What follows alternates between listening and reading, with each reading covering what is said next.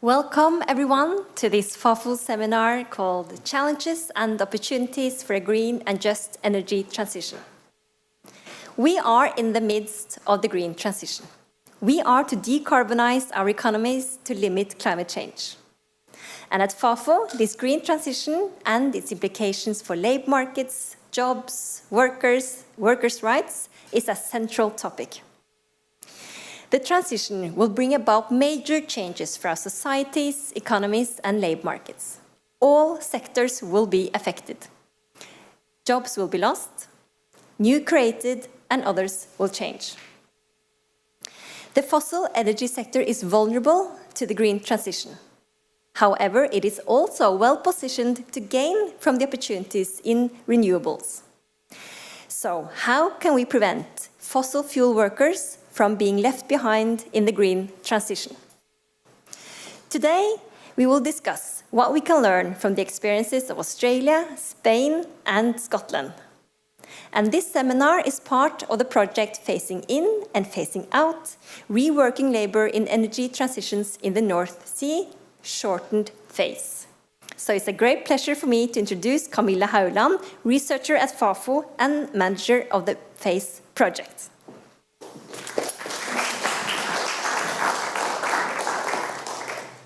Thank you, Kaja, and welcome to this seminar. I'm very excited about this, and I'm also excited by the audience. There's a lot of relevant partners here. Today, this is part of the PHASE project, like Kaja said, which is concerned with the dynamics in oil, in renewables, and between oil, or when I say oil, I mean petroleum, but I say oil in Norway. And renewables, especially in offshore-related industries. We are concerned with how this energy transition affects workers, but also how workers are active agents in this transition. So in this research group, we have a primary work on Scotland and Norway, but also associated researchers from other countries. So we're very, very happy to invite you all to this seminar today. In practice, we'll start before a break, where we have the 3 countries that will talk and give experiences about just transitions. We'll have a short break, and afterwards we'll focus on Norway, where I will talk a little bit, and then we'll have a panel with actors from the industry, unions, and industries. So we'll go on until 4. There will be a question and answer session after the 3 interventions, where you can ask, and those of you who follow on stream can send in question to the phone number up on the screen here. It will be on the screen also later. Then we'll have a break and come back, and David will take over as the facilitator. First out to present from Scotland is Professor Andy Cumbers and Dr. Francesca Paul, who will talk about and give us also a bit of brief and reflection on the just transition, what it means, and the experiences in Scotland. Welcome, both of you.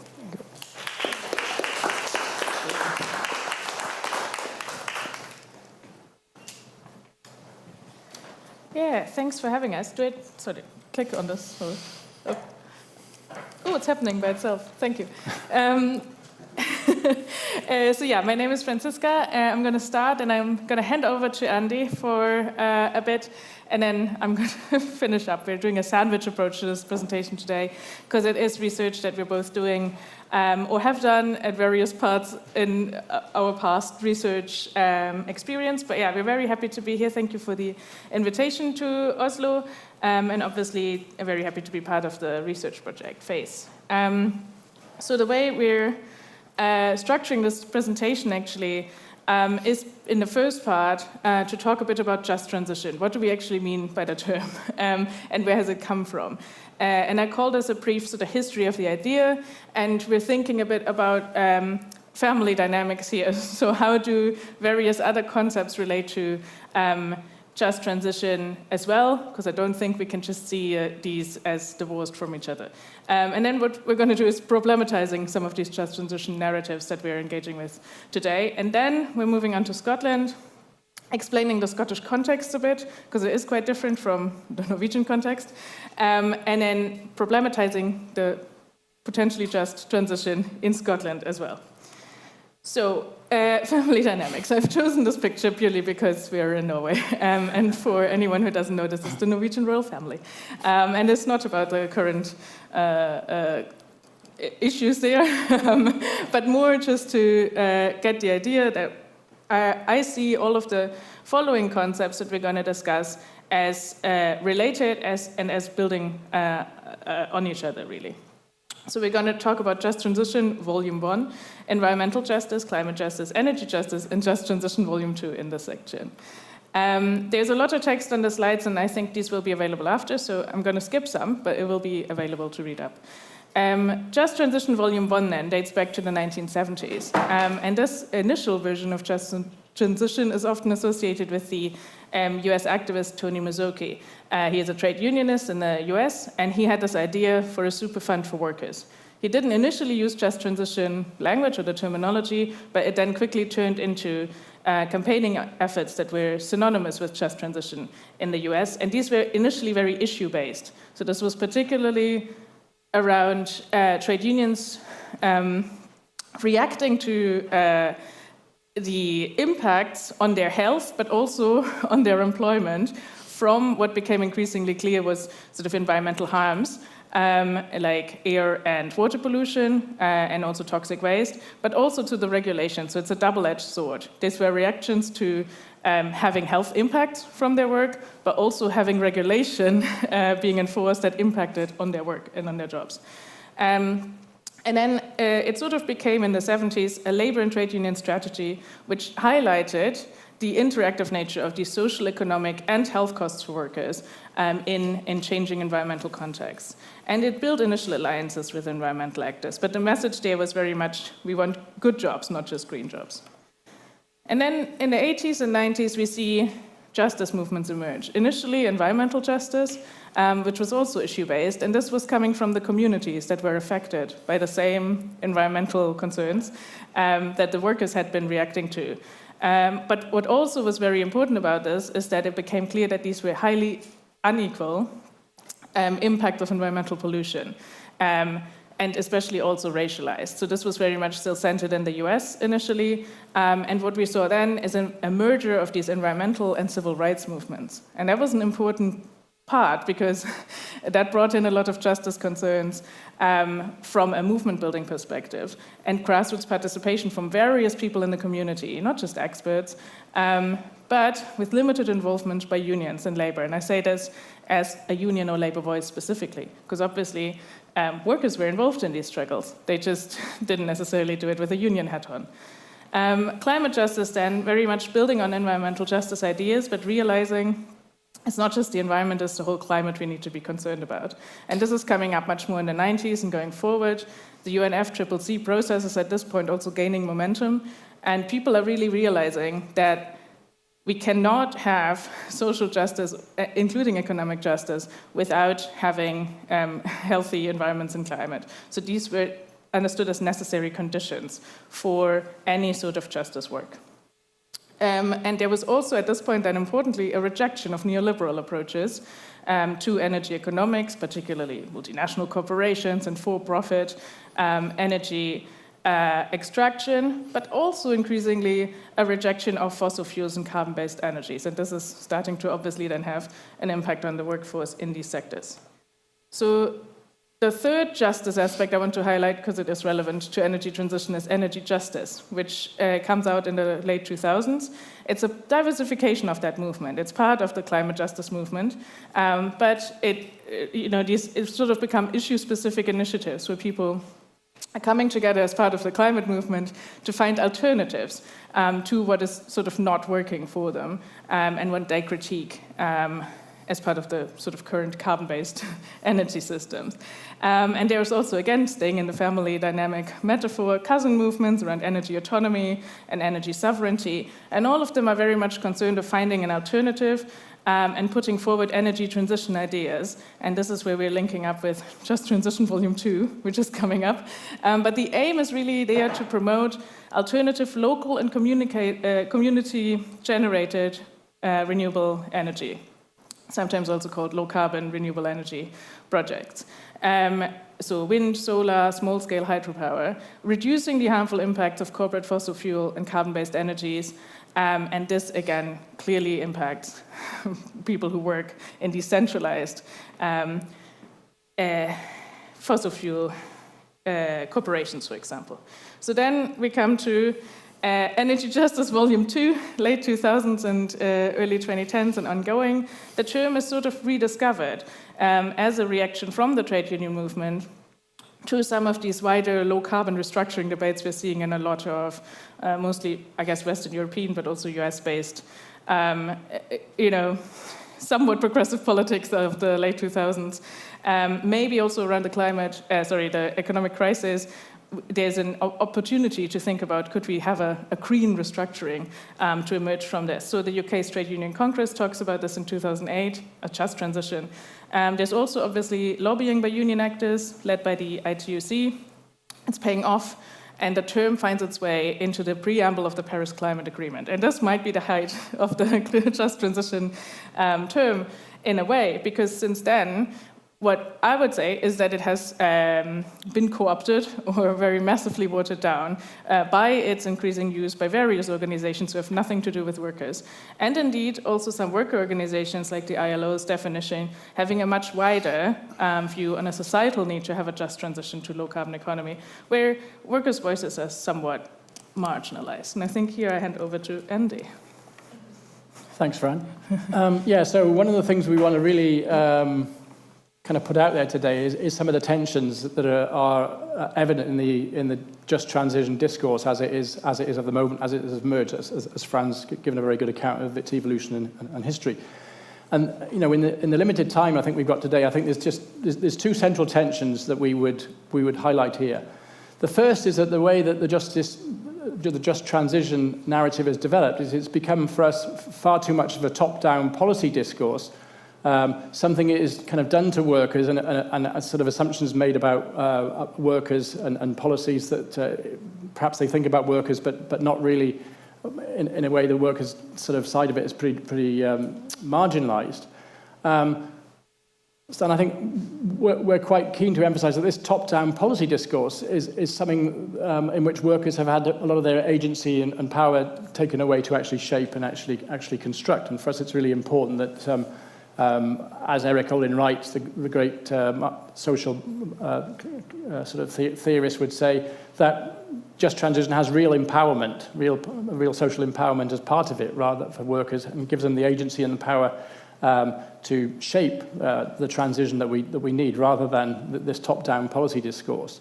And the second tension, I think, that as part of that is when Labour is thought of in some of these transition debates, it's often thought of, Labour and workers often thought of very narrowly as actually focused on a particular group of workers who've been employed in the carbon-based economy, oil, gas, coal, and so on. It often debates are very narrowly focused upon that group of workers and how we somehow transition them from that kind of carbon work to kind of post-carbon work in the renewable energy sector. And I think one of the issues with that, of course, is that it's quite clear that the kind of job opportunities and so on are very, very, very, very different, very different skills, sometimes transferable skill sets. But that narrow focus around that transition of a particular group of workers, we think, is actually kind of disabling for workers and trade unions more broadly.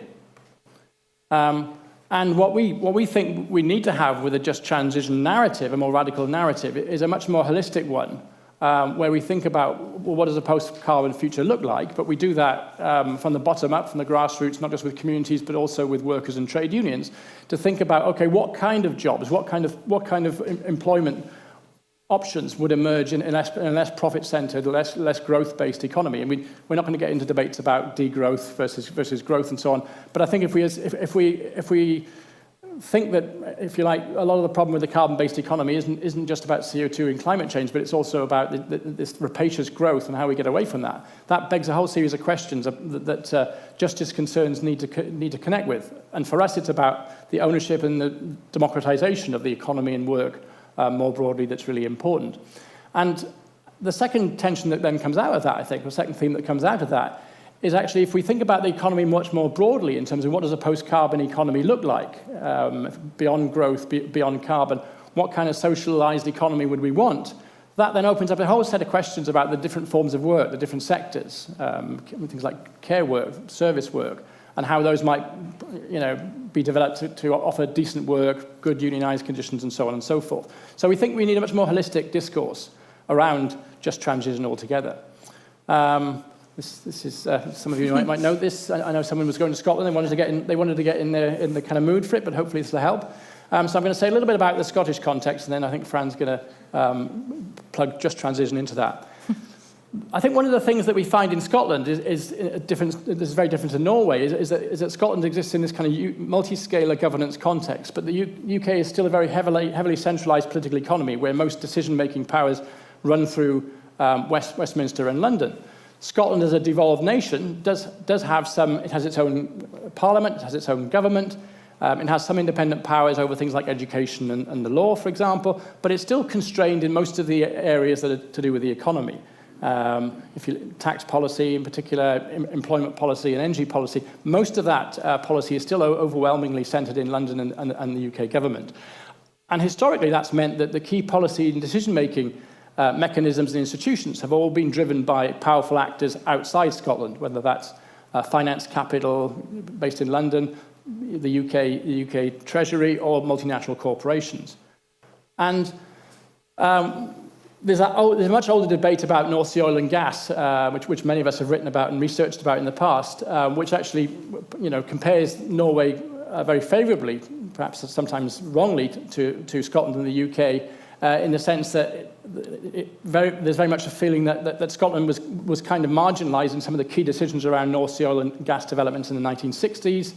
And that in itself gave rise to the independence movement, or it sort of resuscitated the independence movement around it's Scotland's oil, how do we use it for our own gain, rather than it being something that is developed by the UK government.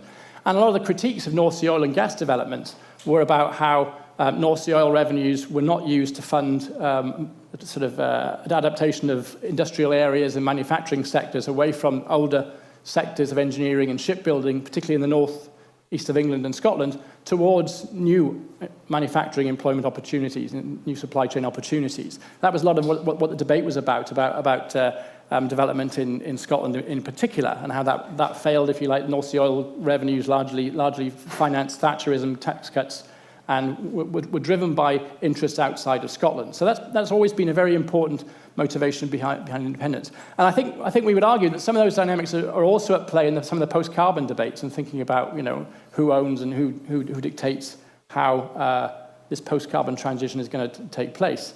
And although Scotland is seemingly quite progressive compared to the UK, if you look at what the Scottish government does, it's got a history of pro-European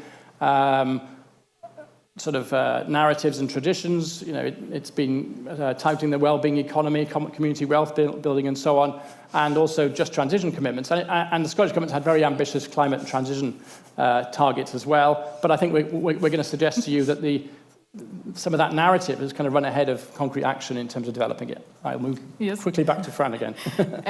Right. So, state of just transition in Scotland. We just wanted to highlight some major issues with this, not just the just part, but the transition part, frankly. Scotland used to have some of the world's leading, most ambitious climate targets, and we don't have those anymore. In fact, they were scrapped in April 2024 because we were no longer on track to meet the 75% reduction target by 2030 at an interim point, and then obviously the right thing to do is just scrapping it altogether. In that way, you can't, miss them in the future.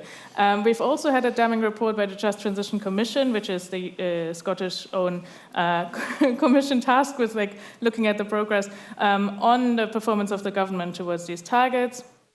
And it's very clear that green jobs are not materializing as promised. And the question is, was it even ever attempted, really? Most of the low-carbon renewable investment that is more community-based is also not actually flowing back to communities, but to, for example, landowners in our heavily unequal land ownership structures. So there's lots of problems with both the transition and also the justice aspect, including some recent examples, including Equinor in a Rosebank, in the Rosebank oil field, which is off the Shetland coast, so off the Scottish coast, and these outside interests still dominating the debate there. But we didn't want to end on the negatives, so before I run out of time, we just wanted to sort of highlight that despite all of this, and this isn't a great development, there is an institutionalization of just transition happening in Scotland because of things like the Just Transition Commission and long-standing coalitions between environmentalists and labour groups. And we see these now, being not just institutionalized, but also sort of long-standing, going into their 7th year.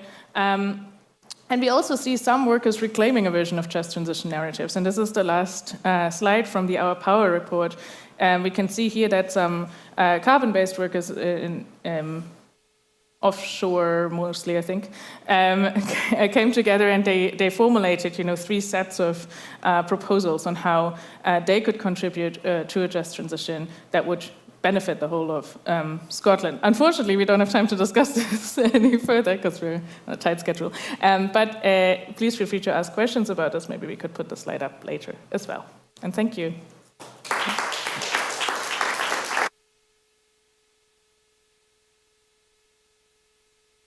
This is also available online. I don't know if we'll come back to these kind of claims also from the Norwegian workers later. Next up is Rocio Giraldo. She has just come to Oslo to start a postdoc she's a Marie Curie fellow.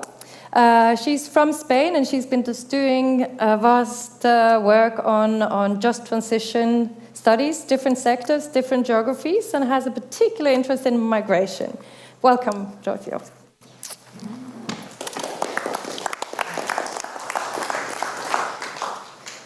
Thank you very much, Camila, and hello everyone. Thank you very much for coming to this workshop.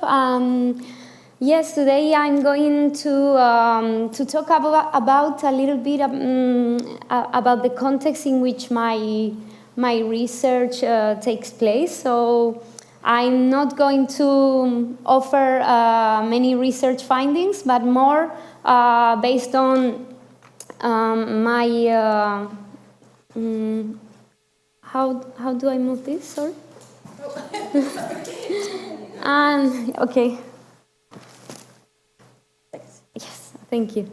So based on preliminary research, I will and some theory, I will try to reflect on how can we think about the future of migrants in the context of energy decarbonization in Spain. So first I will talk a little bit about the context of the relationship between labor migration and energy decarbonization in Spain. I'm talking about energy decarbonization and not energy transition because maybe it's a bit contested, the idea of a transition. But in any case, yes, I will start talking about that, and then I will just very briefly talk about just transition and especially the political aspects, and then I will talk about how theory, and in particular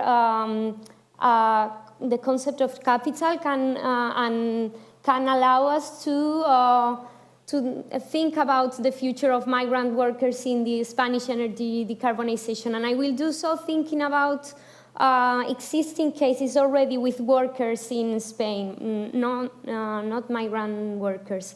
And then I will conclude. So the Spanish government is carrying out a very kind of rapid and ambitious energy decarbonization. So Some of the objectives are 32% reduction in greenhouse gas emissions by 2030. It expects also to double renewable energy use and make it 48% of the total energy use. It also plans an 81% of renewable energy in electricity generation and a 50% reduction of energy dependency. And some of the key changes are the closure of 12 coal-fired power plants in Spain and the multiplication of solar and wind energy projects.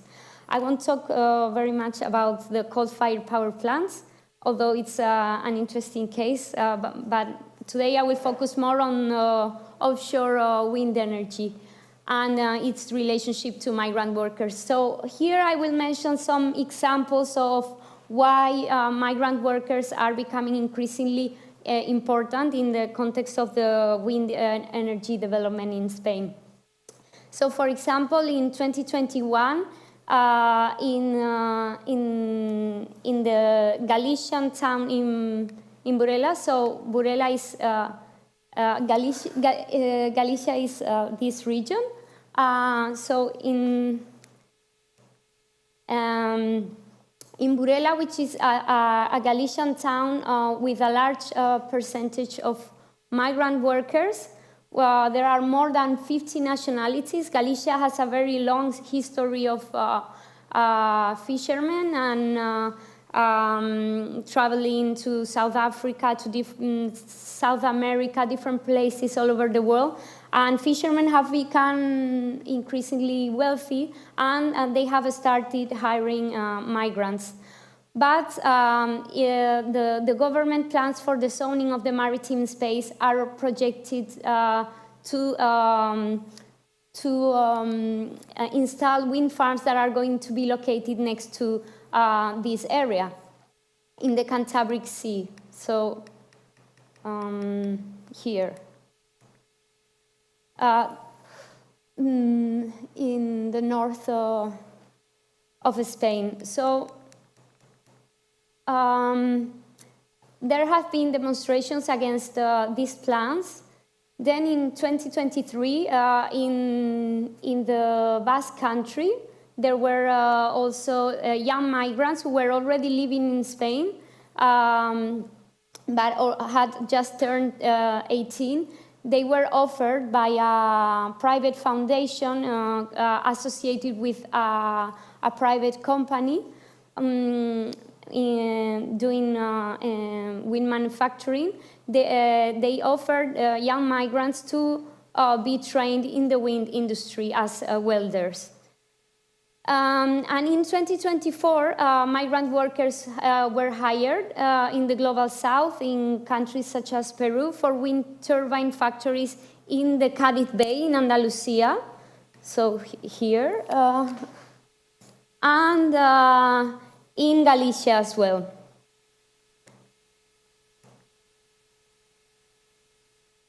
And in 2025, still, Galician entrepreneurs of the metal industry demanded more flexibility to hire foreign workers due to a lack of staff for the metal industry. This is not an isolated case. The International Organization for Migration is already saying that in order to achieve the climate targets of the Paris Agreement and the millions of jobs the International Energy Agency has said are necessary to achieve these climate targets, migrant workers are going to be key. So today I'm going to think about more about injustices. But I won't dedicate much of my time discussing this because my colleagues from Scotland have already introduced some of this stuff. Just to mention that there are various approaches, various focuses. So some have focused on labor, others on the interconnections between energy, climate, and environmental justice. Others have seen just transition as a socio-technical transition. or as a governance strategy and as a public perception. And there are different political orientations of some more radical, as Francisca and Andrew acknowledged. And then there has been interest in the political, and today I'm particularly interested in this aspect of the just transition, and especially on the question of why. So why are there injustices, and how can we theorize injustices in order to see all the different injustices as part of a broader, understand why does happen. Because what we know so far, at least from the case of Spain, is that workers are those who are losing. So these general questions are who loses, who wins, how and why, and then also how decisions are taken. But especially regarding who wins and who is carrying out the energy decarbonization in the context of Spain, it's capital. So it's our large companies, so cooperatives or consumption-oriented, non-commodified energy production is not significant in Spain. So as I said, I'm gonna think about how theorizing capital can allow us to think about the future of migrant workers in Spain. So I will try to discuss some of the features that I have seen in the energy decarbonization in Spain and related to some theory about capital. And then, so we can try to think what may happen to migrant workers. So as one of the main reasons why people start working for private companies, because we need money. We don't have any other options to survive than earning money. And an unnecessary feature of capital is the fact that it can the surplus labor in population. So it may use workers, but whenever they are not used, they are not needed again. Capital owners use labor power and then may not use it again. So the fact that we don't have other options than earning money make us especially vulnerable and needy in the context of the energy transition. So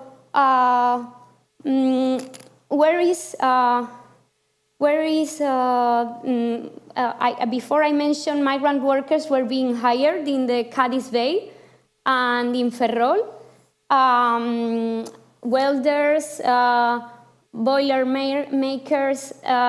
This has happened in places where unemployment rates were really high. Cádiz is the province in Spain with the highest unemployment rates. And Ferrol was called the Spanish Detroit because due to the decline of the shipyard industry from the 80s, depopulation rates grew exponentially. So one of the problems there is that there are no employees for the metal industry, and there are not enough for the metal industry needed now in wind manufacturing, because the wind towers are being assembled there, and this is why they are hiring migrant workers. I don't think it is because of the salary, because according to several interviews that I have conducted before, I think, salaries are quite high, although labor conditions are not that ideal.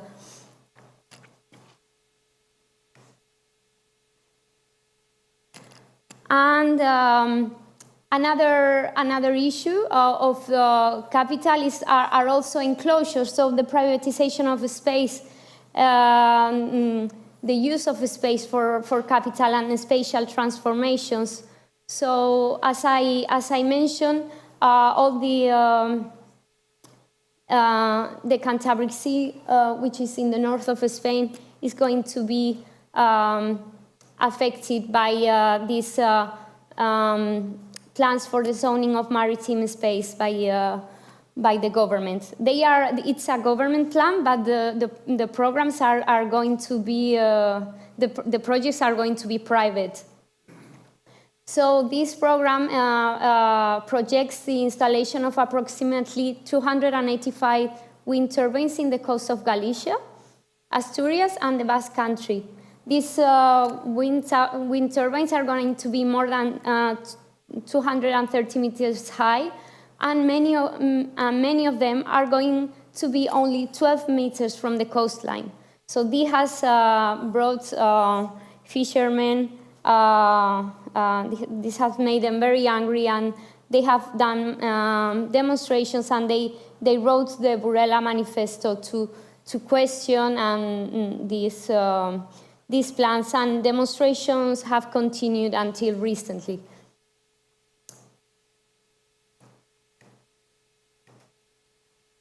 So here are some of these demonstrations. And apart from the fact that going to the Reserve Army of Labor, we can also say that the migrant workers are already a Reserve Army of Labor and can help capitalist profit. Especially all the decades of neoliberalization in the global south have contributed to a big increase in global migration, and especially in the south-north direction due to accumulation by dispossession.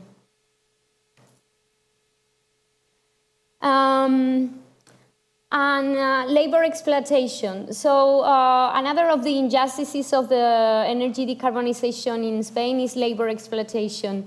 So capital seeks to make profit. It purchases labor power and it uses it according to its own needs, as it is another commodity. So in order to extract the surplus value and make profit, capitalist owners at the beginning of the industries employ workers for long working days without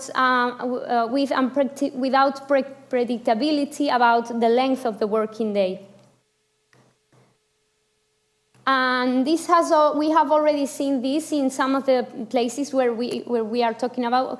There are no news specifically about migrant workers, but we have seen already very long working days, so 12-hour shifts, 11-hour shifts, and also wages inferior to the amounts stipulated by the collective bargaining agreement. And also we have also seen the closure of turbine factories. So when capitalists don't need the commodity labor power anymore, they don't use it. In Galicia especially, we have seen the closure of various wind turbine factories with thousands of people unemployed. Here are some demonstrations. So what kind of a future for migrant workers in the context of energy decarbonization? I think we have to start focusing more on the various fragmentations within the different struggles and how the speed of energy decarbonization is affecting the organization of labor, and also the relationship between unions and migrant workers, and how they are integrated within their strategy. So yeah, that's it. I look forward for the discussion. Thank you. Thank you so much, Rocio. I think a lot of your perspectives are also relevant in other countries, so I'm excited to hear from you. So last out before the question and answer is Professor Braden Allen. He's now a visiting fellow at FAFO, so he's a bit of a FAFOist now, but he belongs institutionally to the university in Sydney. He's been doing research on labor for a long time, too long, different kinds of sectors, currently especially interested in offshore gas workers, and we work together in this project. Welcome. Thank you for the kind words, Camilla. And thank you for the opportunity to talk to you about this topic. As you can see, this is joint work with my friend and colleague, Dr. Caleb Goods at the University of Western Australia. I'll show you a map in a moment. It means he's much nearer the place where this study is actually being carried out than I am. And I think he's online, I hope so, in case of emergencies, because he knows more than I. Just quickly, as I think Australian academics should do, I want to acknowledge that we, Australians, white Australians, live and work on land of First Nations people, which was seized from them, and their sovereignty over that land has never been acknowledged. So I want to pay my respects to their continuing custodianship of the lands where we live and work. Now, thank you for the much more complex explanations of just transition from the first two speakers. So I'm working with something that's more narrow, and is indeed about only the fossil fuel sector. And I quite like having definitions from people in the field as well as from scholars. And this is one of the union leaders closely involved in this project who has his own definition of just transition, which really highlights the significance of the stakes, really highlights what's in play. Is it about jobs? Of course it is. Is it about climate? Of course it is. But it's about the existence of Collie, which is the name of the town where this project is taking place. And I won't labour the point and repeat the words that are on the slide. What I'll say is that we think that this admittedly rather unusual case in Australia is pretty successful on the first of these criteria. Second, probably remains to be seen, but there are some promising signs. And after Francisca's and Andrew's presentation, I feel I should say that it's interesting, but it's also unusual that most of the people associated with this particular program, including the union people and workers, they do use the term just transition. They really want to own it.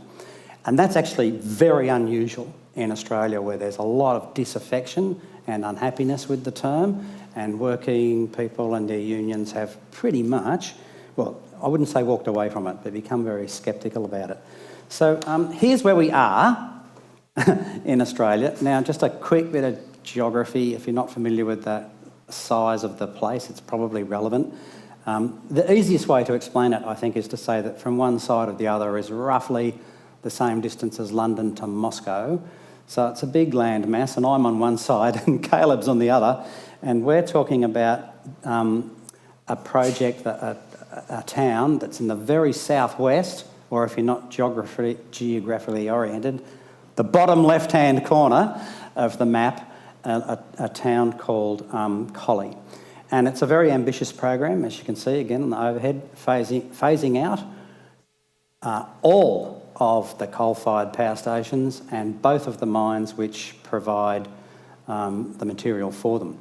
And it's happening, we have to say, as something of a qualification to this. This ambitious-sounding project is happening in a state which at the very same time is home to massive resource sectors, particularly in iron ore and gas. So let me tell you a bit about this place, and our argument essentially is that, of course, we need to understand the place to understand how the program actually works out. So it's a relatively small place. By way of contrast, 2 hours up the road is the city of Perth, and all of the electricity in that city, right, comes from this small town of Perth. So Perth has about 2.5 million people. Cully, as you can see, is small. Like a lot of mining towns, like a lot of energy places, it's different from the areas around it. The population is older, it's more blue collar, it's less educated, and it's got some internal inequalities. It has some pockets of poverty, but as again, you would all know from Norway's experience, the workers in the coal section and the workers in power earn far above average wages. So clearly that raises some questions about what transition is going to mean for wealth and income as well as jobs in the town. I won't say much more about the bottom part of the slide because again that's obvious, isn't it? It's what we would expect, different sorts of work, occupations and industries from other parts of Western Australia and other parts of the continent generally. Now I said that the town is important and it really is and it's really different from other parts of Western Australia. And again, you'll know this from your own experience that lots of people have done lots of research and lots of people who live in these towns know our place is different from other places. Stavanger is different from Oslo. Mining towns are different from farming towns. We kind of all know this, but what's interesting here is, and important to the transition process, is that the people in the town have a very strong sense of this themselves.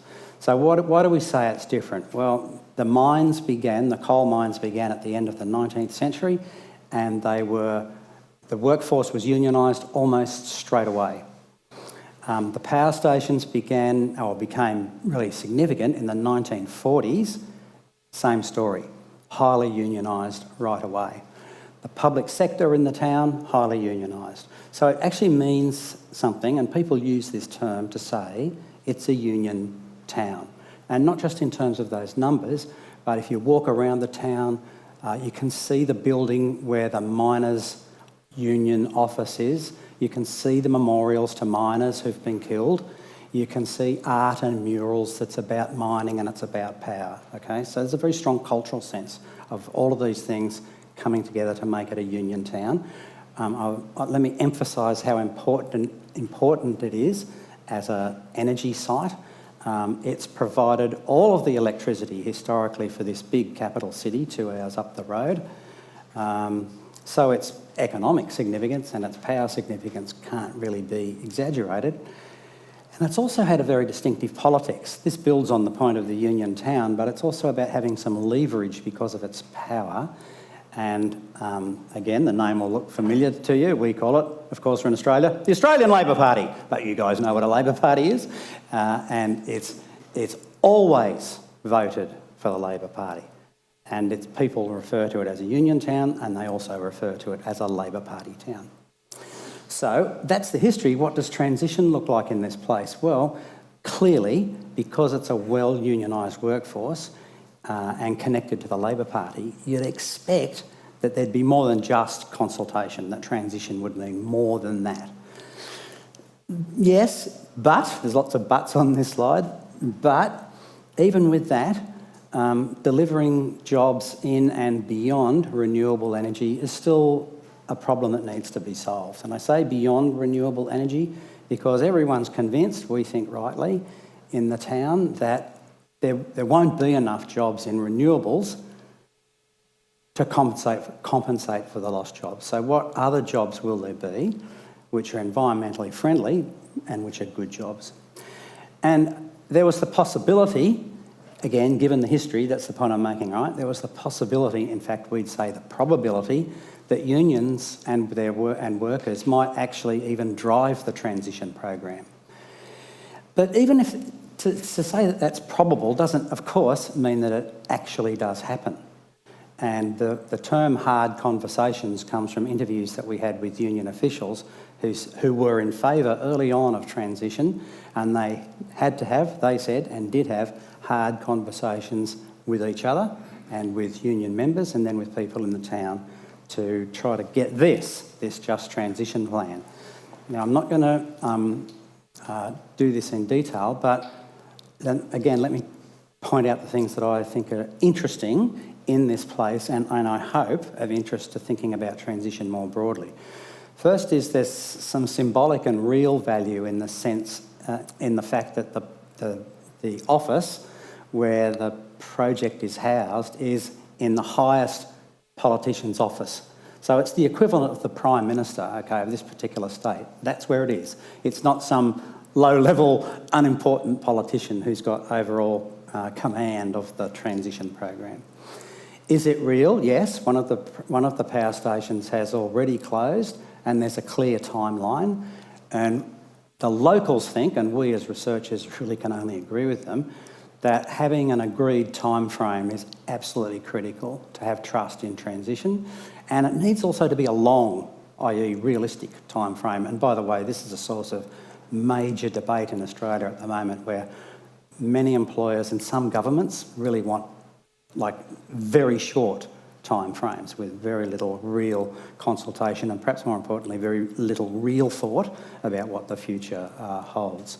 They set up a transition group, which again is pretty effective in terms of participation. Local employers, as well as the big firms, small business, local government, community groups, workers, local unions.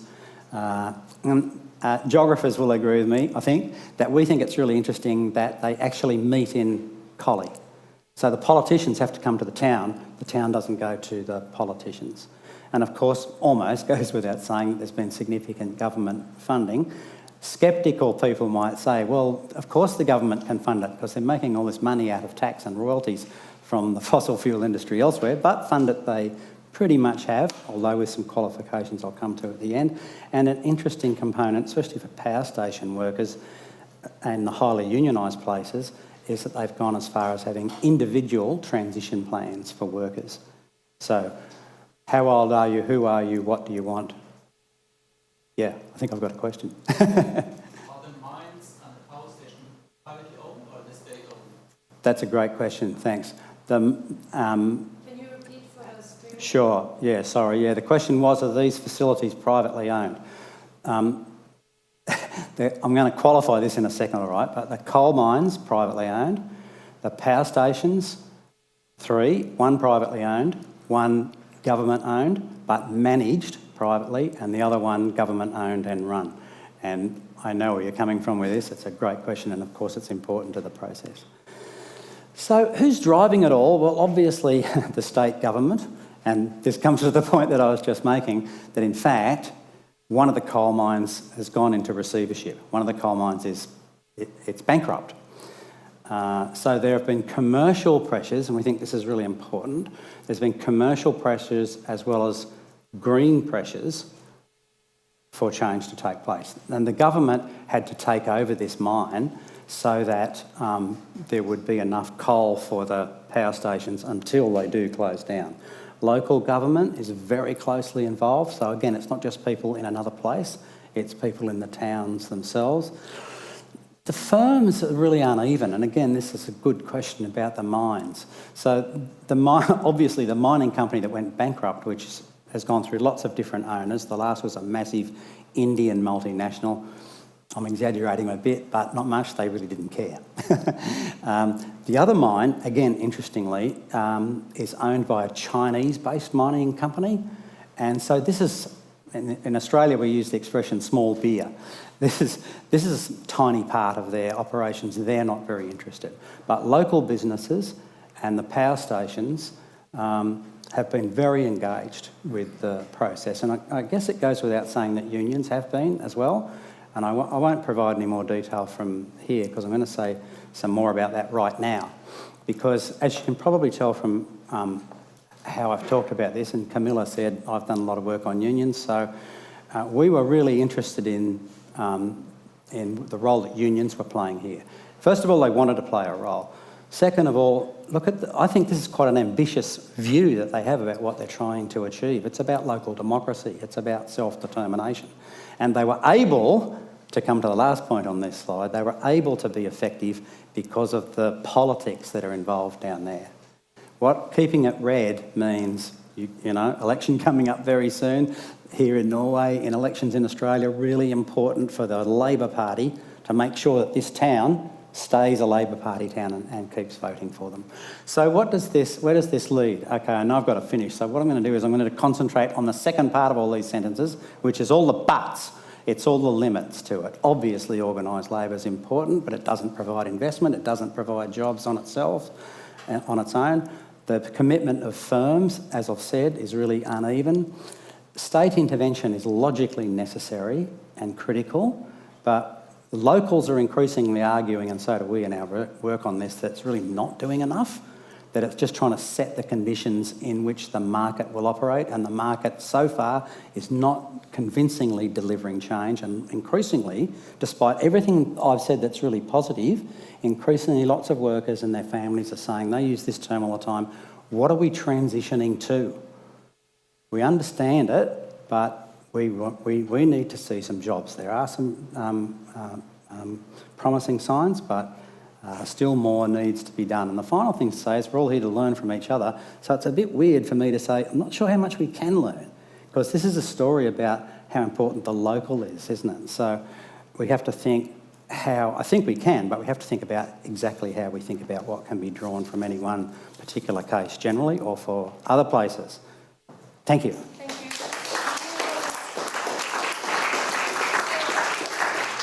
Come up. I think we're a few minutes behind, so I hope it's okay that we'll keep the question and answer until 22, and then we'll have 15 minutes break and come back. If anyone is urgent, you can sneak out. There will be the telephone number for those who watch online on screen any minute now. Siri will be our what's it called, microphone handouters. So if there's any questions, you should use the microphone for our guests online to follow. Do you have any questions or comments?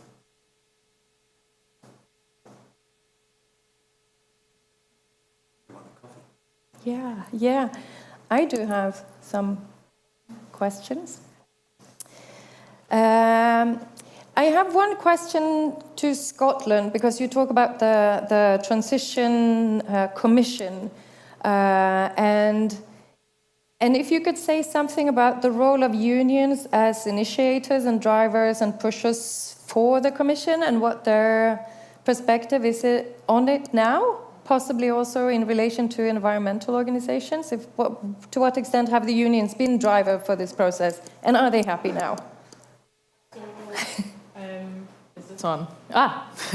Perfect.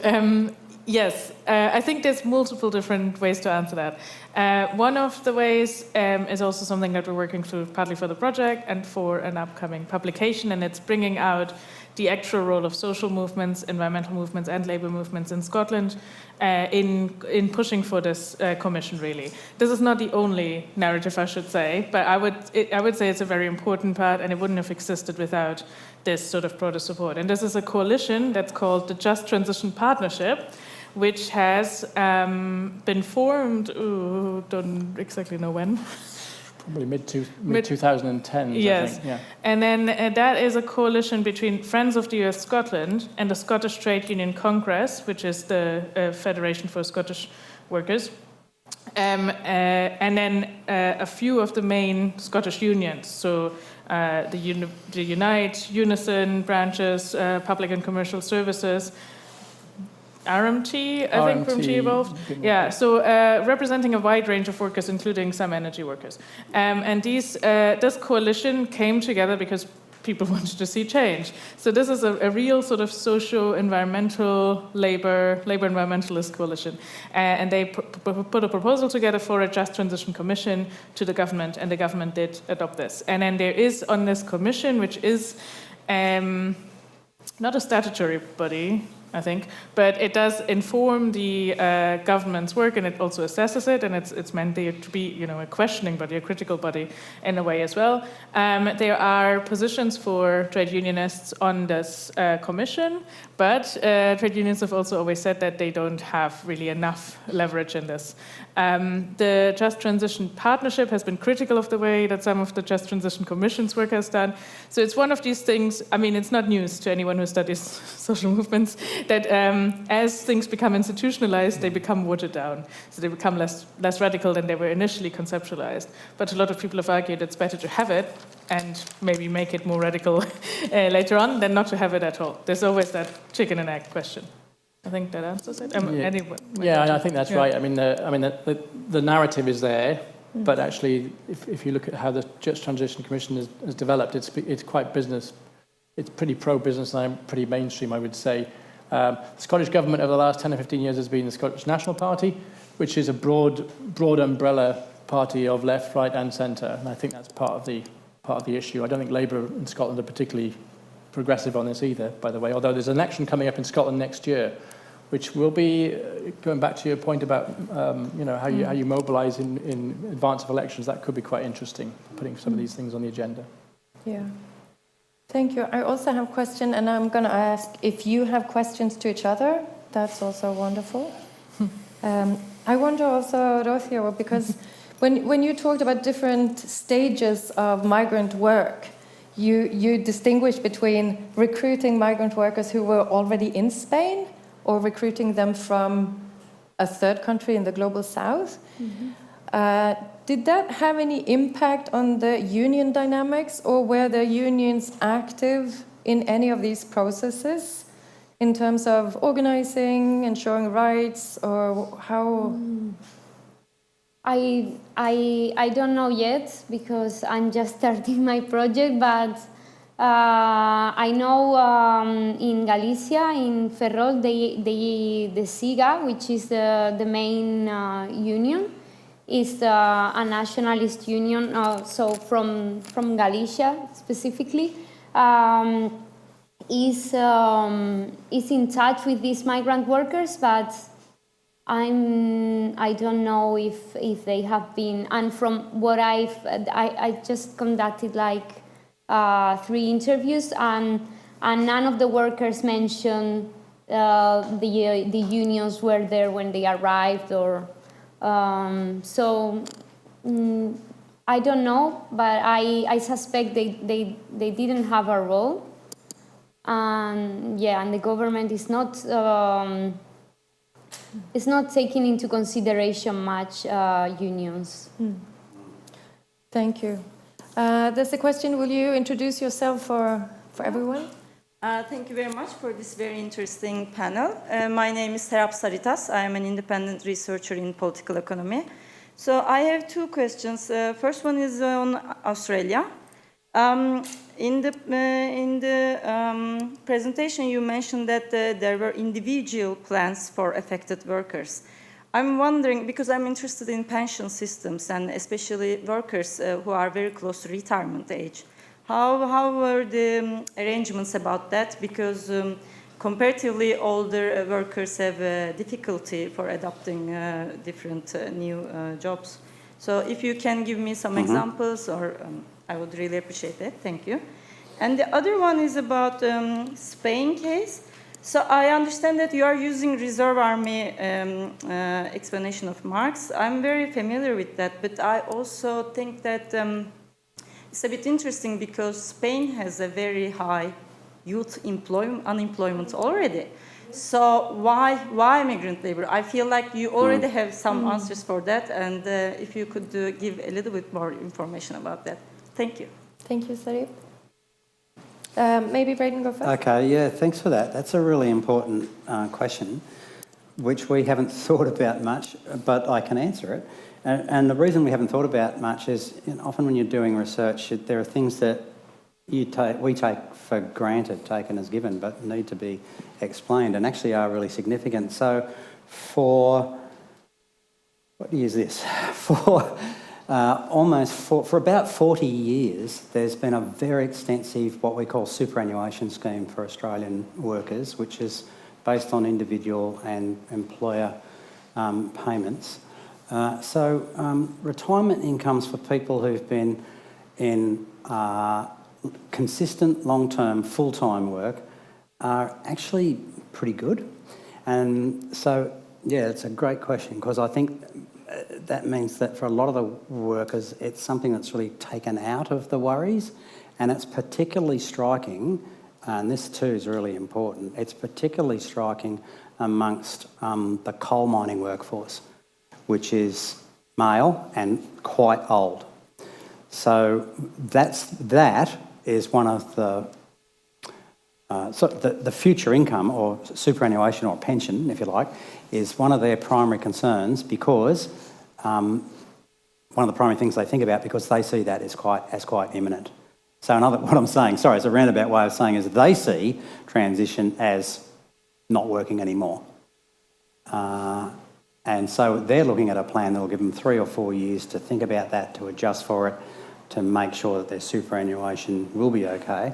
In the power stations, the workforce is typically younger, and so they're looking at that whole question somewhat differently. So the plans are, one of the key questions, of course, in individual plans is how old are you? What family responsibilities do you have? What do you actually think that working life looks like from here on for you? So yeah, thanks for asking that because it's a really key issue that we don't make explicit, I guess, in Australia, but we should. Dorothea? Thank you very much for your question. It's interesting, and there is one issue. Yes, unemployment among young people in Spain is high, but the thing is also in the last 20 years approximately, young people have also tried to focus on non-manual labor, so more skilled jobs. This is one thing. Another thing is in Ferrol, for example, which, as I mentioned, they call it the Spanish Detroit. The population diminished quite significantly, so many people were not there. So this makes, this generational, this tradition of people working in the metal industry there was broken. So I don't know yet the decisions to hire exactly the reasons to decide to hire migrants from the global south, but from what I've read and from what I heard from a unionist is that there aren't enough, and this is what entrepreneurs were also saying. I have also I also think that these long working days may be more not tolerated, but by migrants who just want to save money maybe and come back. So yes, this would be a little bit my reply. Atle? Thank you. Is this working? Yes. All right. I'm Atle from Stavanger. It's like all of us are special, as you said. I'm an elected trade union representative from a company that sort of works mainly with oil and gas.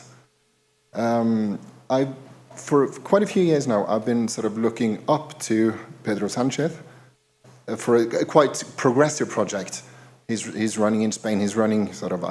I pretty much admire him in our day for what he stands for. But it's kind of a paradox that you said he doesn't really have a dialogue. He doesn't work with the unions. The government? Yeah. For example, in the closure of the coal-fired power plants, maybe formally, but... This sounds like a big paradox, sort of, in comparison to how progressive he is and what his sort of electoral base is on other issues.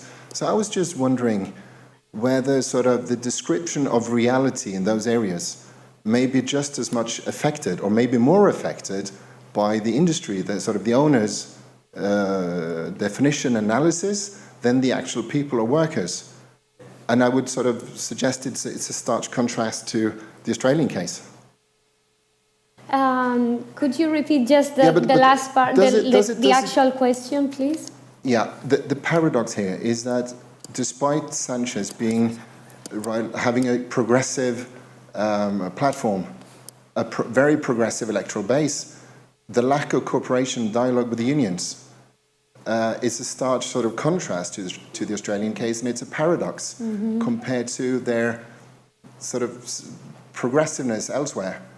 And I think it may sort of shape the description of reality that could be sort of that could be more influenced and tainted by the industry, by the owner's description and sort of reality picture than of the people and the workers. Yeah, that the owners of private companies may be more influential than they were unions. allowed to define reality to a larger extent than the union would have had they not been, well, repressed during 40 years of Frankist rule. But that's, that's a different story. Yeah. But it sounds to me like a paradox. Yeah, well, it's interesting. Yeah? Yeah, I think Braden wants a comment, and you can have a comment, then we'll go for, it's okay. for a break. Yeah? Yeah, I think it's incredibly interesting. So if you're thinking about the Australian case, I suppose, again, I should emphasise how unusual this particular case is. But what you're saying reminds me of something that's really quite striking, and I wonder if it is in other countries. It's really quite striking in Australia at the moment. The phenomenon of the green capitalist kind of riding into town to save us. So there's been a couple of instances in Australia where there's been moves towards transition out of coal-fired power stations in other places and moves towards a government plan, and then they sell the power station, the government sells it, or privately owned changes hands, and in comes a new owner saying all the right things about climate and environmental change. This is urgent, we've got to fix it. So they're going to close the power station down many, many months, maybe years earlier than had been planned. So, of course, instant and complete loss of faith in the from the workforce. So yeah, as you said, that's an element of this paradox, that problem. It's really interesting and important. There are more questions. I'm thinking that, Stolly, you'll have some space later, and we'll have a coffee break. And for those of you who have more questions, it will be informally possible to talk to all of us, I guess. Now I'm promising on your behalf that you'll be available. And we'll be back starting 5:02, i.e. 14:55, and start right on time. Thank you. Coffee outside.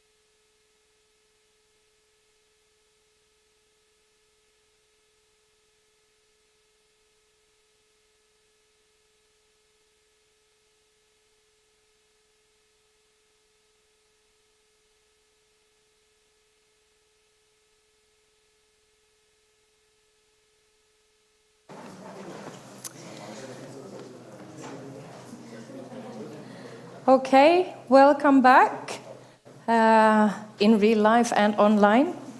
I don't know if I introduced myself, but well, Kaja did. I'm Camilla Hauland, and I'm a researcher here at FAFO. There will be a lot of me in monitor today.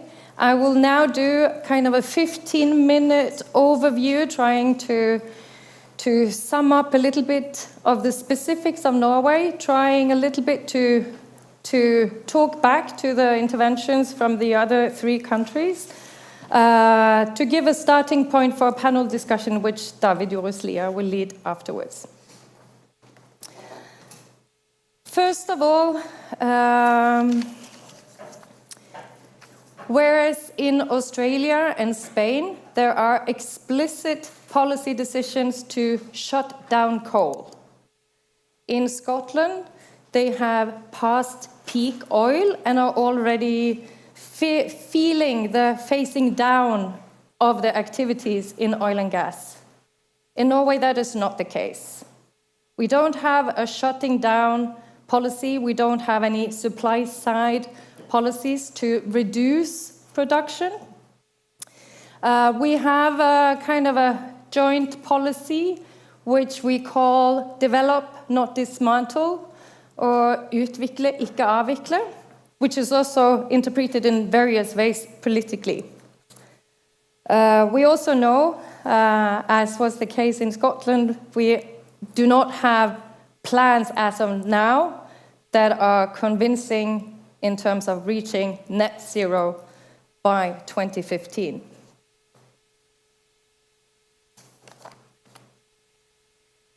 So, and as also Rocio talked about, it's as much a decarbonization policy as a phasing out or transition policy in Norway now. And also in Norway, the oil and gas industry has been very much a success story. And one of the things that we did back in the days was to ensure quite a large supply and service industry and ensure that there are jobs in Norway. We also have a very strongly organized workforce in terms of unionization, but we also have very strong organizations on the employer side and strong social dialogue between the parties at workplace, in industries, and at national level. Of course, there are challenges and difficulties in sections of the industry, but compared to other countries, that's where we are. So, whereas in Australia, you talk about Collie as a small community, we have quite a strong kind of identity and relationship to oil in Norway in general, where there is a sense of a common interest and benefit as it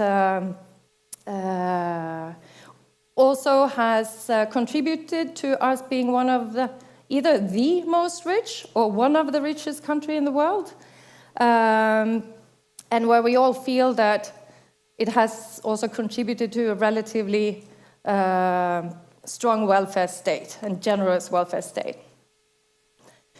When we have talked to oil workers, and I think this is also a contrast to Scotland, the oil workers in Scotland says that for a just transition, we should learn what not to do in the coal industry. Let's not do what we did under Thatcher. In Norway, it's easier to hear from the oil workers, it's like we've done this before in transitioning from other industries to oil, so let's repeat that. But I say it's a mainly positive transition experience because there's also an emphasis that there are new pressures and precarities in work life, especially after the oil crisis in 2014.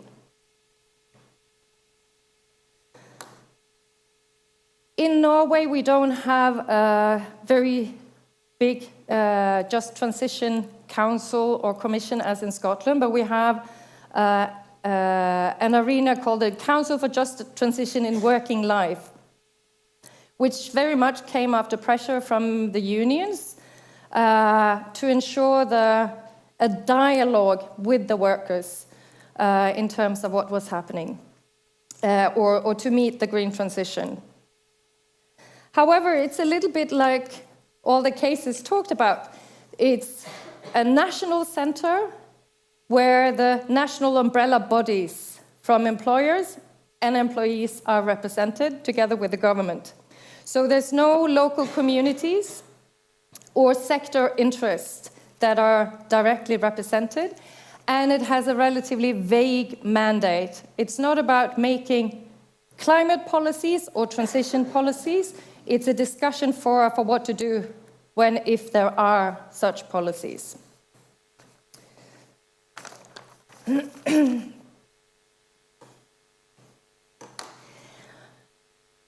And this field, even though we have had, this is from the Norwegian Offshore Directorate, about the activities in Norwegian petroleum. And as you see, it went up quite drastically, and the colored lines are the forecast of what will come. And that depends a bit on how active our policies will be. But whatever happens and how much we explore or do not explore, there is an expectation that activities and employment will go down. And for those of you who have read, this is a case from the National Broadcasting 2 days ago. It's a little bit dramatic in its headline. It says, "The oil party is soon to be over. We need action fast." This is just before election, so there was a lot of interviews with politicians. But it is also a case after a big yard in Stavanger just had to dismiss 300 workers. And there are now signs, especially in the supply industry, that the order books will not be filled up as easily as before if we stick only to petroleum. There's an interview also with the chief economist of a local bank. He has a more kind of undramatic saying that we may not expect as much activity. So there are different ways of framing this. But the point is, oil and gas activity will go down. And oil workers, whether they use the concept of just transition or not, has, of course, ideas of justice. And David, who will you meet later, and I and others, we've been talking to a lot of oil workers over time. And we sense there is a general shift, partly because of the context. This is from 2017, when the Labour Party was having their annual meeting just before the LO Congress was in line. Youth parties, environmentalists, and some unionists were pushing the agenda to end oil production. Industrial workers, also here, and you'll meet Ståle afterwards, were demonstrating outside the Labour Party, asking for a continued oil production. As much as the oil workers I've been talking to are still against any kind of supply side, there are more and more stories from oil workers also asking for a quicker phase-in of green projects. Also to kind of fill the gap that will come when oil activities are going down. And this is a picture of Atle, who asked the question about Spain recently. Ståle will talk later, together with a youth environmentalist asking for speeding up the green transition. So one of the questions that come up are, how many oil workers are there? And numbers do fluctuate and are very politically charged. I was part of a project where economists looked at not how many work in oil and gas, but how many are vulnerable to this transition, or in case of further reduction in exploration or production. And they suggest there are about 100,000 now, and without any supply-side politics, it will go down to about 30,000 in 2015. If there are any stop in exploration, there will be additional work losses. And they say a lot of them will also retire naturally, but there will be challenges.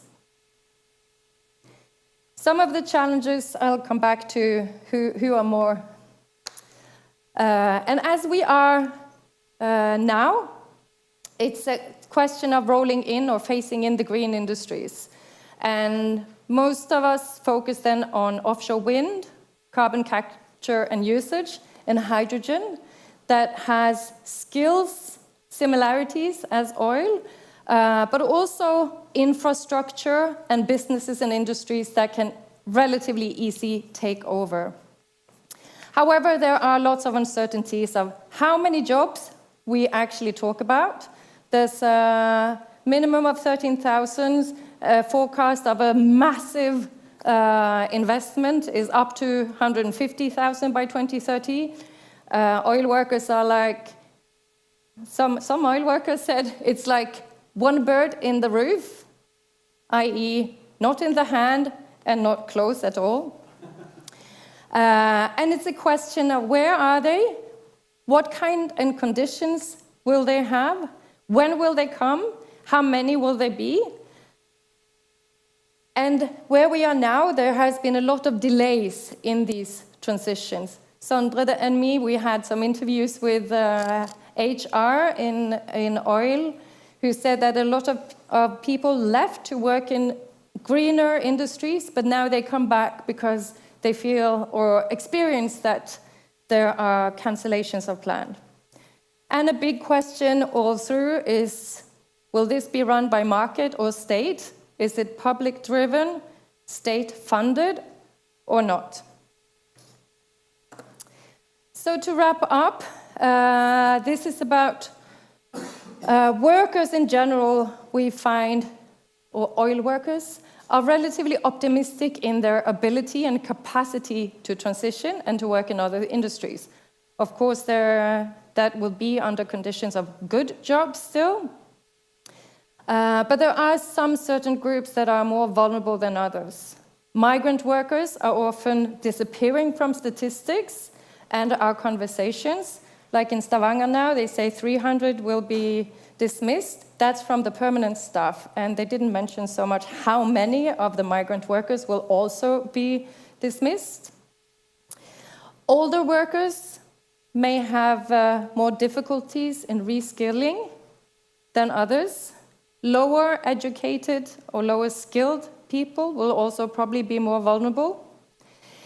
Where you live will also be different. If you live in Oslo, the labor market is large and wide and relatively easy to find a new job.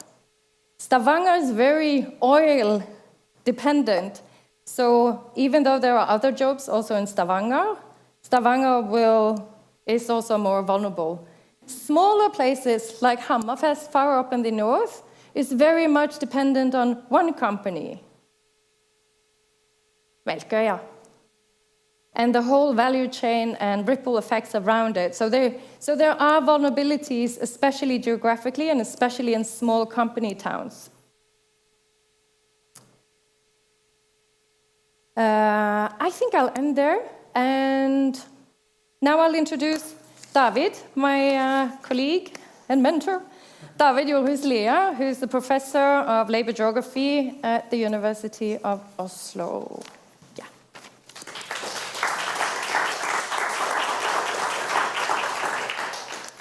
Thank you so much, Camilla. And I can also then invite the panel up to join us. And I think you will stay with us, so we will have 4 people in the panel. I think for those of you who were with us before the break, we started out with a very broad perspective, looking at these issues across countries. Camilla has helped us focus on what this looks like in Norway, and now we will also try to do something else to try to see how these questions of a just transition make sense to those people who are actors in the industry. So we have a very competent panel with us. If I'm starting on the far far side here, Harald Solberg, CEO of Norsk Industri, that is the Federation of Norwegian Industries. Harald has parliamentary experience and political experience, and also a background from Norwegian Ship Owners Association in 2000, from about 10 years back, I think. So you have different perspectives that you can draw on here. So very much welcome, Harald. Then we have Ståle Knoff Johansen, who I think it's fair to say has been an important voice for workers in the supply industry for a long time. And since I first got to know you, you have climbed the ladder, so you are now a union convener in Aker ASA, which is one of the biggest supply industry firms and biggest industrial companies in Norway. Ståle is also a member of Industriaksjonen, which is an alliance of local union representatives mobilizing for around energy questions and sustainable industrialization. And you have also in the past been part of various initiatives on stage and off stage where you have talked with environmental activists about these, I think it was referred to as the hard conversations that Braden talked about before the break. And then we have Sindre Kvil, who is a special advisor of Styrke, which must be the youngest union in Norway, I think. It's a merger between Industri Energi and FLT. You also have political experience. And I also remember, and I think you do as well, that you were part of a group therapy session on stage some years back as well, talking to environmental activists and unionists about these issues. So I think we have a very competent panel, but whether or not we manage to muster any real disagreement from this group, we will see. And if we don't manage to do that, we will invite the audience to join us to create some more friction. But I think I will start with Sindre and Ståle because you were here before the break. And I would like to invite you to reflect a little bit on what you heard from Rothio, Braden, Fran and Andrew. Was there anything that made an impression or that you think is worth saying out loud from your point of view? Maybe start with you, Sindre.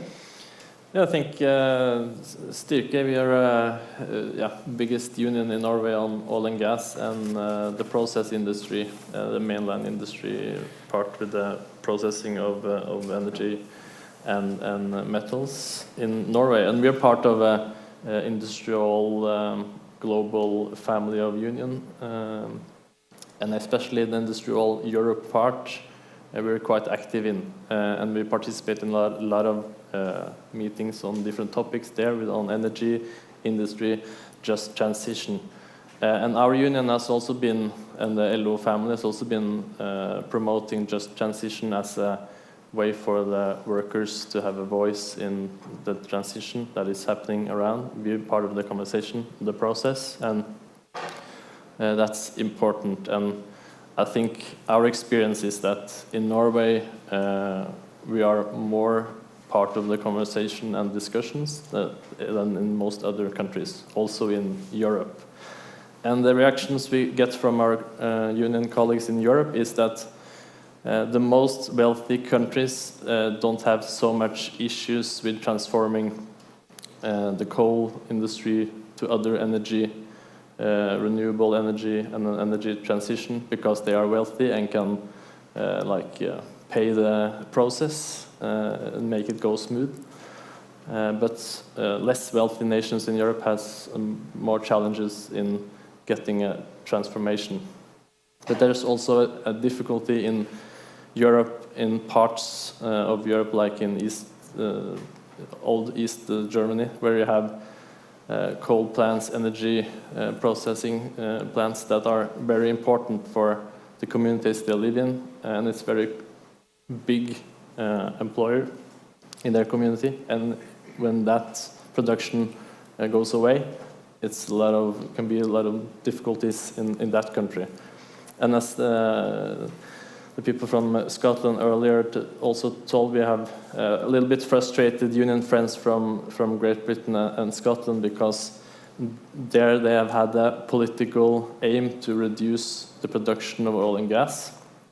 So they are a net importer to Great Britain of oil and gas, even though they have a lot of resources themselves.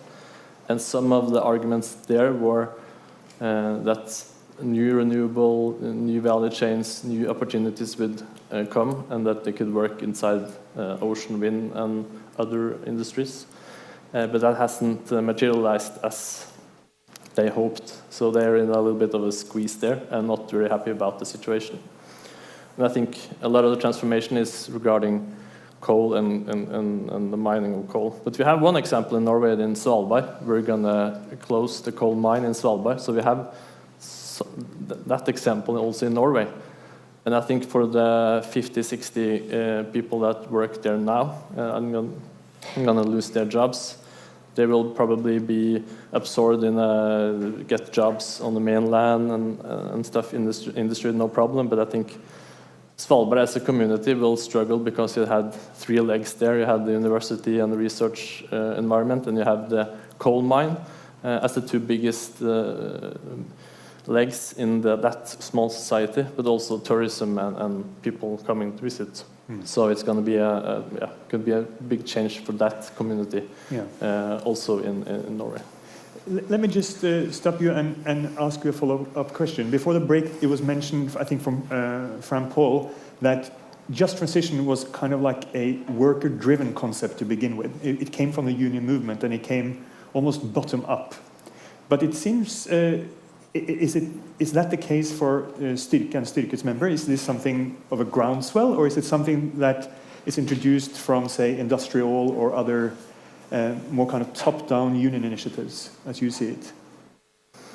It depends where you are. I think in the industry we have in Norway and the conversation and the process we have changing how we do things in Norway, like in the oil and gas industry, we are all agree that we're going to cut emissions from that industry. It's part of like everyday life. So I don't think our members is so fixated on that label and not to use that too much in their everyday work. But I guess the shop stewards and our union representatives are more into it. But I think it's the whole context of just transition is more part of a everyday process in Norway, and we have in the tripartite cooperation Norway. It's more like a piece of our fabric and our Nordic model, and other countries you don't have the same, and then you have to like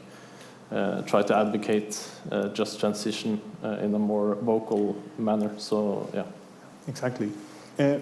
I'll pass the word to you, Ståle. What do you make of what has been said thus far? It was about the hiding people Rosia was talking about. The difficulties in organizing them is one part the unions are struggling with in Norway.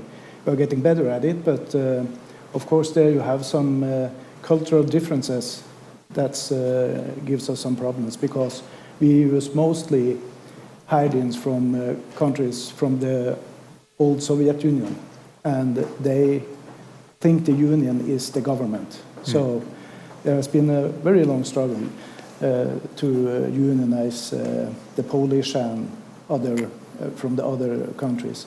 It is another issue with when you are dependent on hiring in such a large amount of workers. You get into something I call a low competence strategy, because there is a problem where the company who hires people are not willing to give the same competence for a worker who in 6, 9 or 12 months will be working for the competitor. So I think this might be a problem, because we need skilled people to get the just transition. Yeah, that's a comment on Russia.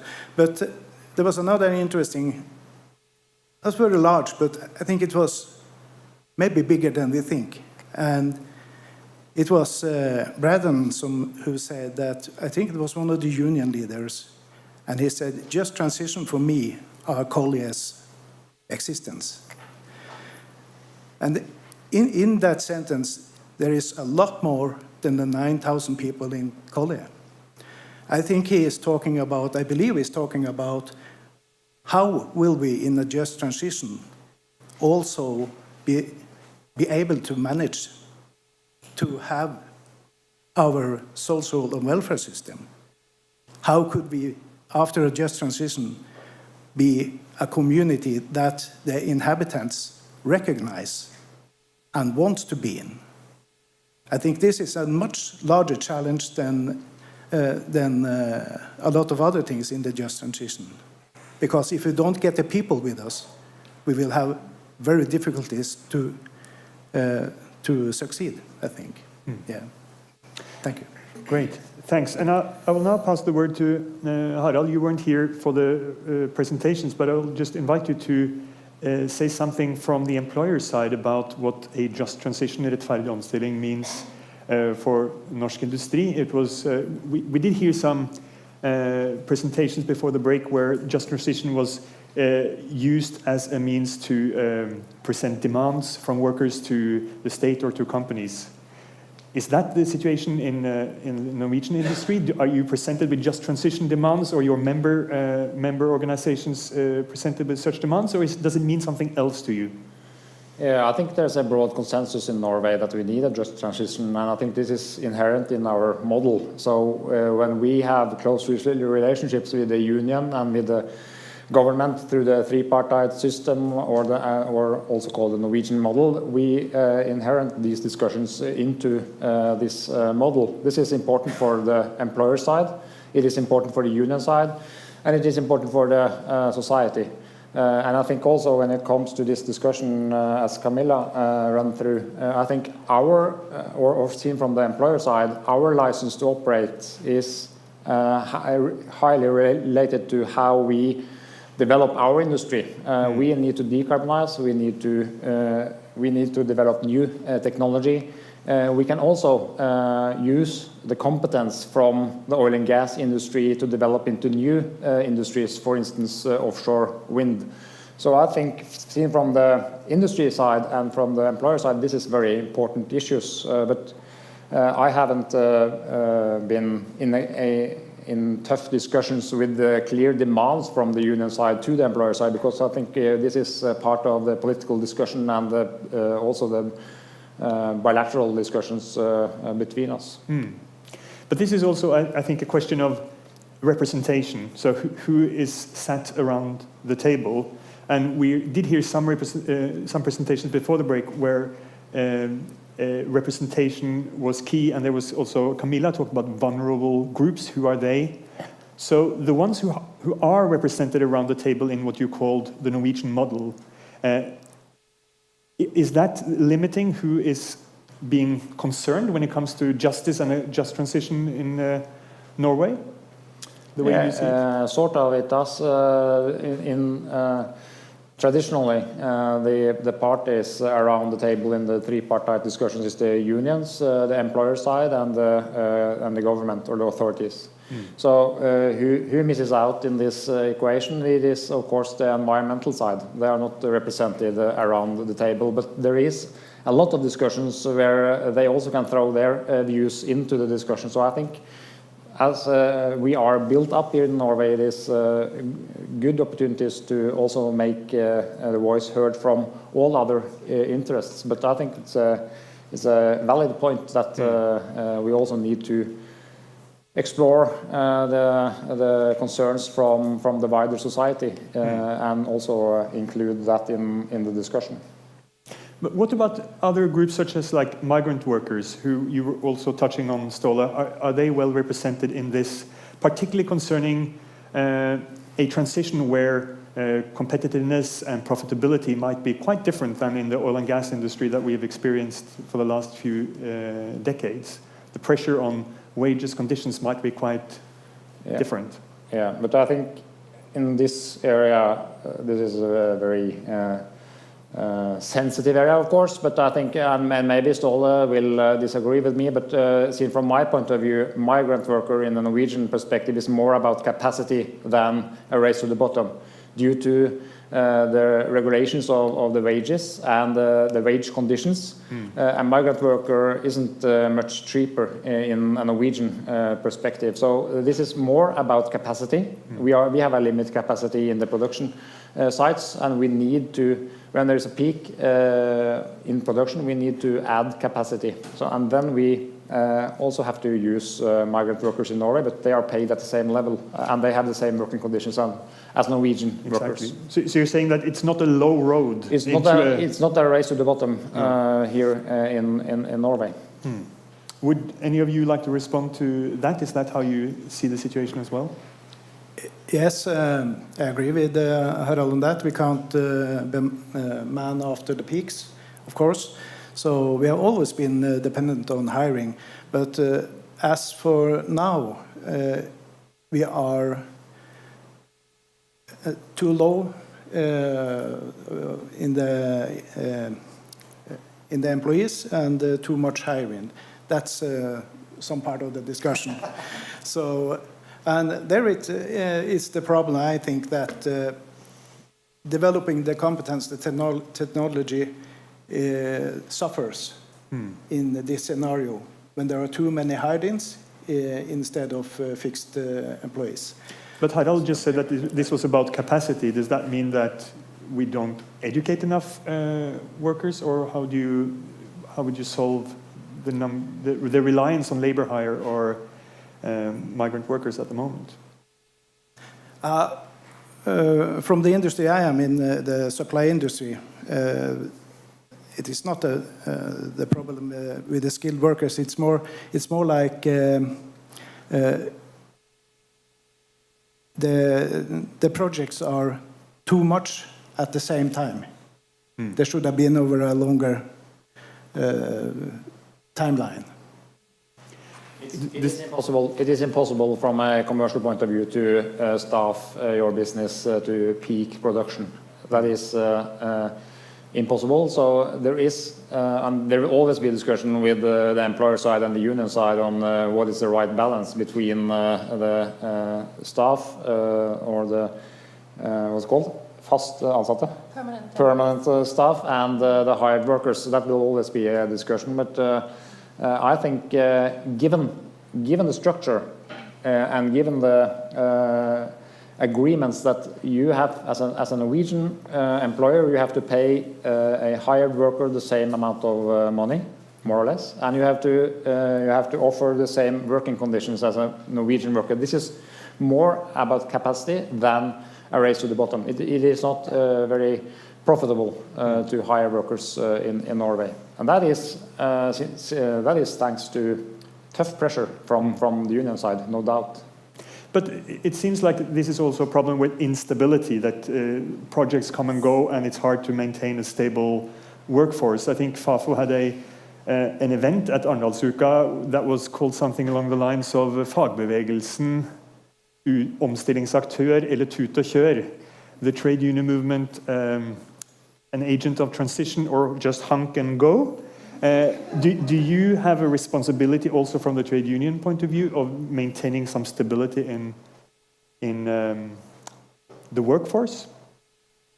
Maybe I'll invite Sindre. This was something I didn't make clear, but in many ways you are representing the supply industry and the operator side of, at least to some extent. So that is also a dimension that would be good to highlight in the panel discussion.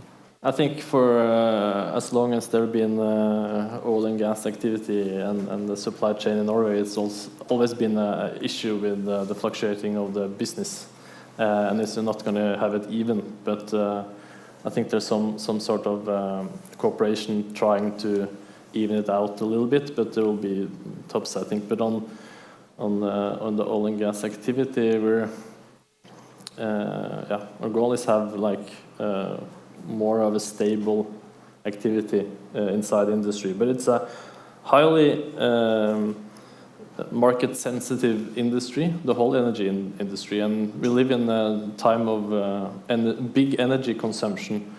And I think 4 years ago, Ørsted, the Danish wind power company, was worth more than Equinor, Norway's biggest oil company. And they will talk about $15 a barrel of oil, and there's no future in oil and gas. But now Equinor is worth 10 times as much as Ørsted. And Equinor has also signed long-term contracts with European countries for 2050. So things happen rapidly in Europe, and I think part of the situation as we have gone from a more like a renewable, low-emission energy goal in Europe, where it's mixed, changed to a more crisis mode with security on energy and the much lower energy prices we have in China and the United States. So it's more of like a crisis mode. But I think we as a union and the employees are agreeing on quite tough climate goals in reducing our emissions from the oil and gas production. And its technology is there to make like blue hydrogen, which has no emissions in production and in use, but there has to be a market to buy it. And Europe, which is the continent that buys all our oil and gas, doesn't want to pay more for hydrogen than they do for the gas through the pipes. So it's a challenge, but I think we try to cut emissions from the productions, and it's not all our members that agree with that. So it demands a lot from our leaders in our union to stand on that position in some internal processes. So but I think it's the way to go, and the goal ahead has to be as low emissions as possible. But I think the European continent needs energy also in the long term, but it has to be on a much smaller emission level than it is today. Good. I wanted to invite Camilla in now. Can I add? Yeah, a quick reply. I think we as an industry, both from the union side and from the employer side, on the business side, take a lot of responsibility on ourselves, not only a honk and drive, or what you call it, attitude, but we really want to decarbonize. We really want to reduce the emissions, and we see this as our license to operate going forward. So I think this is very important for the industry as well. There is a lot of discussions with the environmental organizations around end date of on the Norwegian continental shelf and other discussions. But I think the real discussion is how to really succeed in large-scale decarbonization of our industry. That is the most important. And if we compare this to other industries in Norway, we have the mainland industry in Norway, which is special in all relations. We have a huge energy demanding production of aluminium and alloys and other metals, which over the last 35 years have reduced the emissions from this energy demanding industry by 45%. So if our mainland industry was a country, we would be aligned with the Norwegian climate goals. And this is due to electrification, it is due to better production processes and industrial cooperation between the worker side and the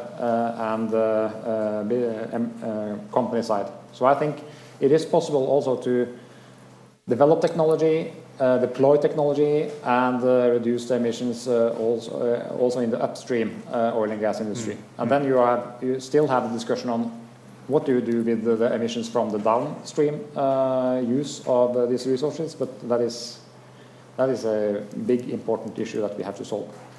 Very good.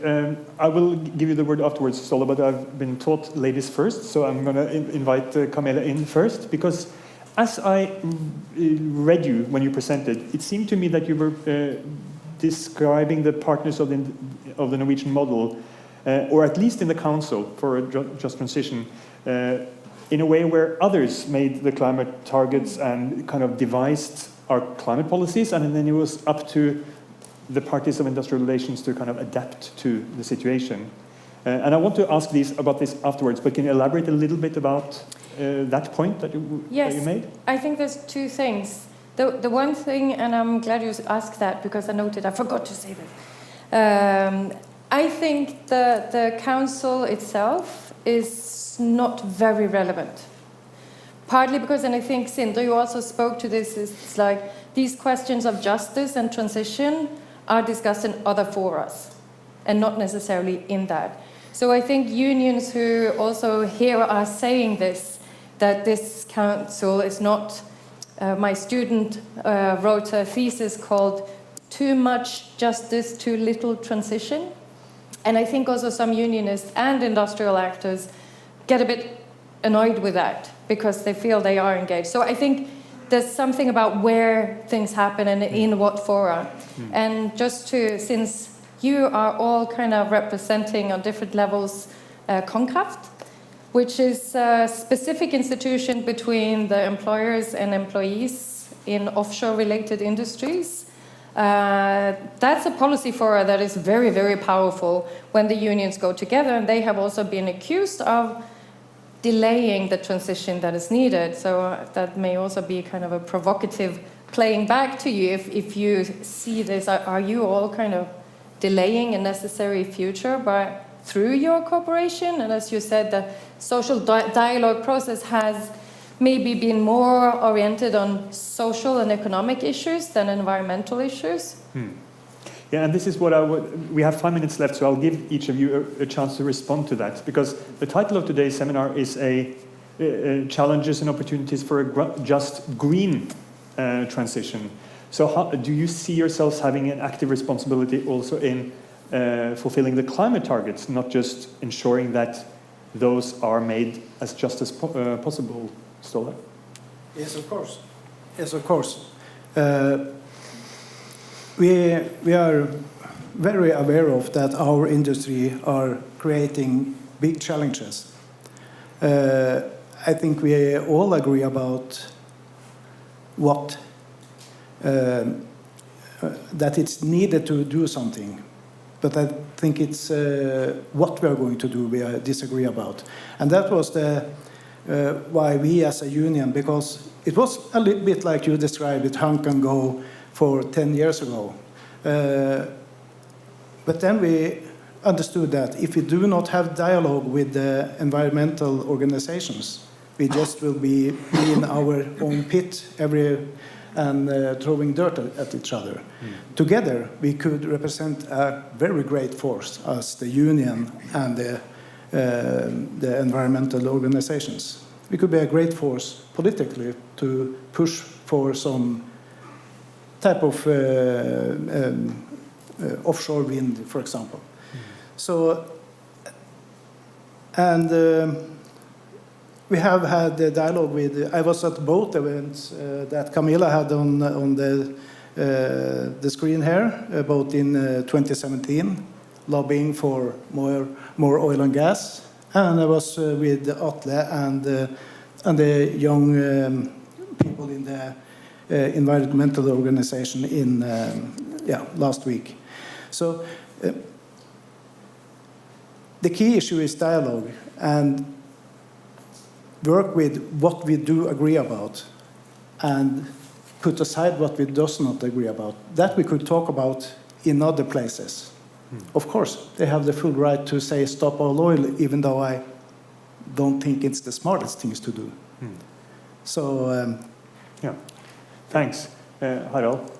Yes, we have a responsibility, but I do not agree that we delay the transition. I think we from our side, we are ready to speed up the transition. We are eager to speed up. We are on the peak of activity in the oil and gas investments on the Norwegian continental shelf for this upturn now, this year and next year. And we will see reduced activity on our members' yards and production sites over the next 2-3 years. So we have a lot of free capacity to develop new projects. But so what's stopping you? The market. The projects aren't coming. The new production, for instance, from offshore wind is too costly.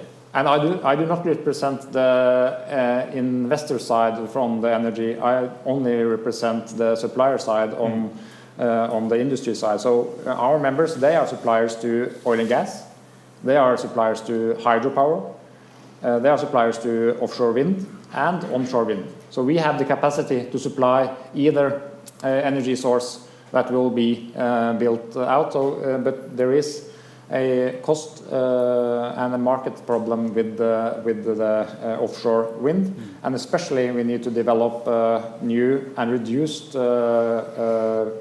projects in offshore floating wind.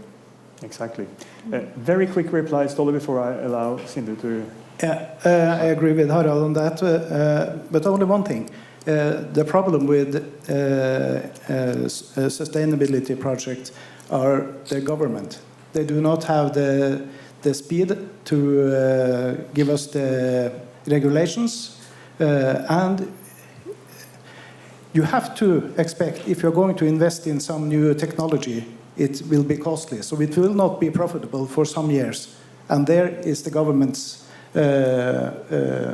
opportunity to contribute. Good. I think you'll be able to ask when we have a question and answer towards the end. Sindre? I think when you had the COVID crisis in 2020 with the record low oil and gas prices, there was an activity package from the parliament to sustain the activity in the oil and gas industry. It was a real crisis.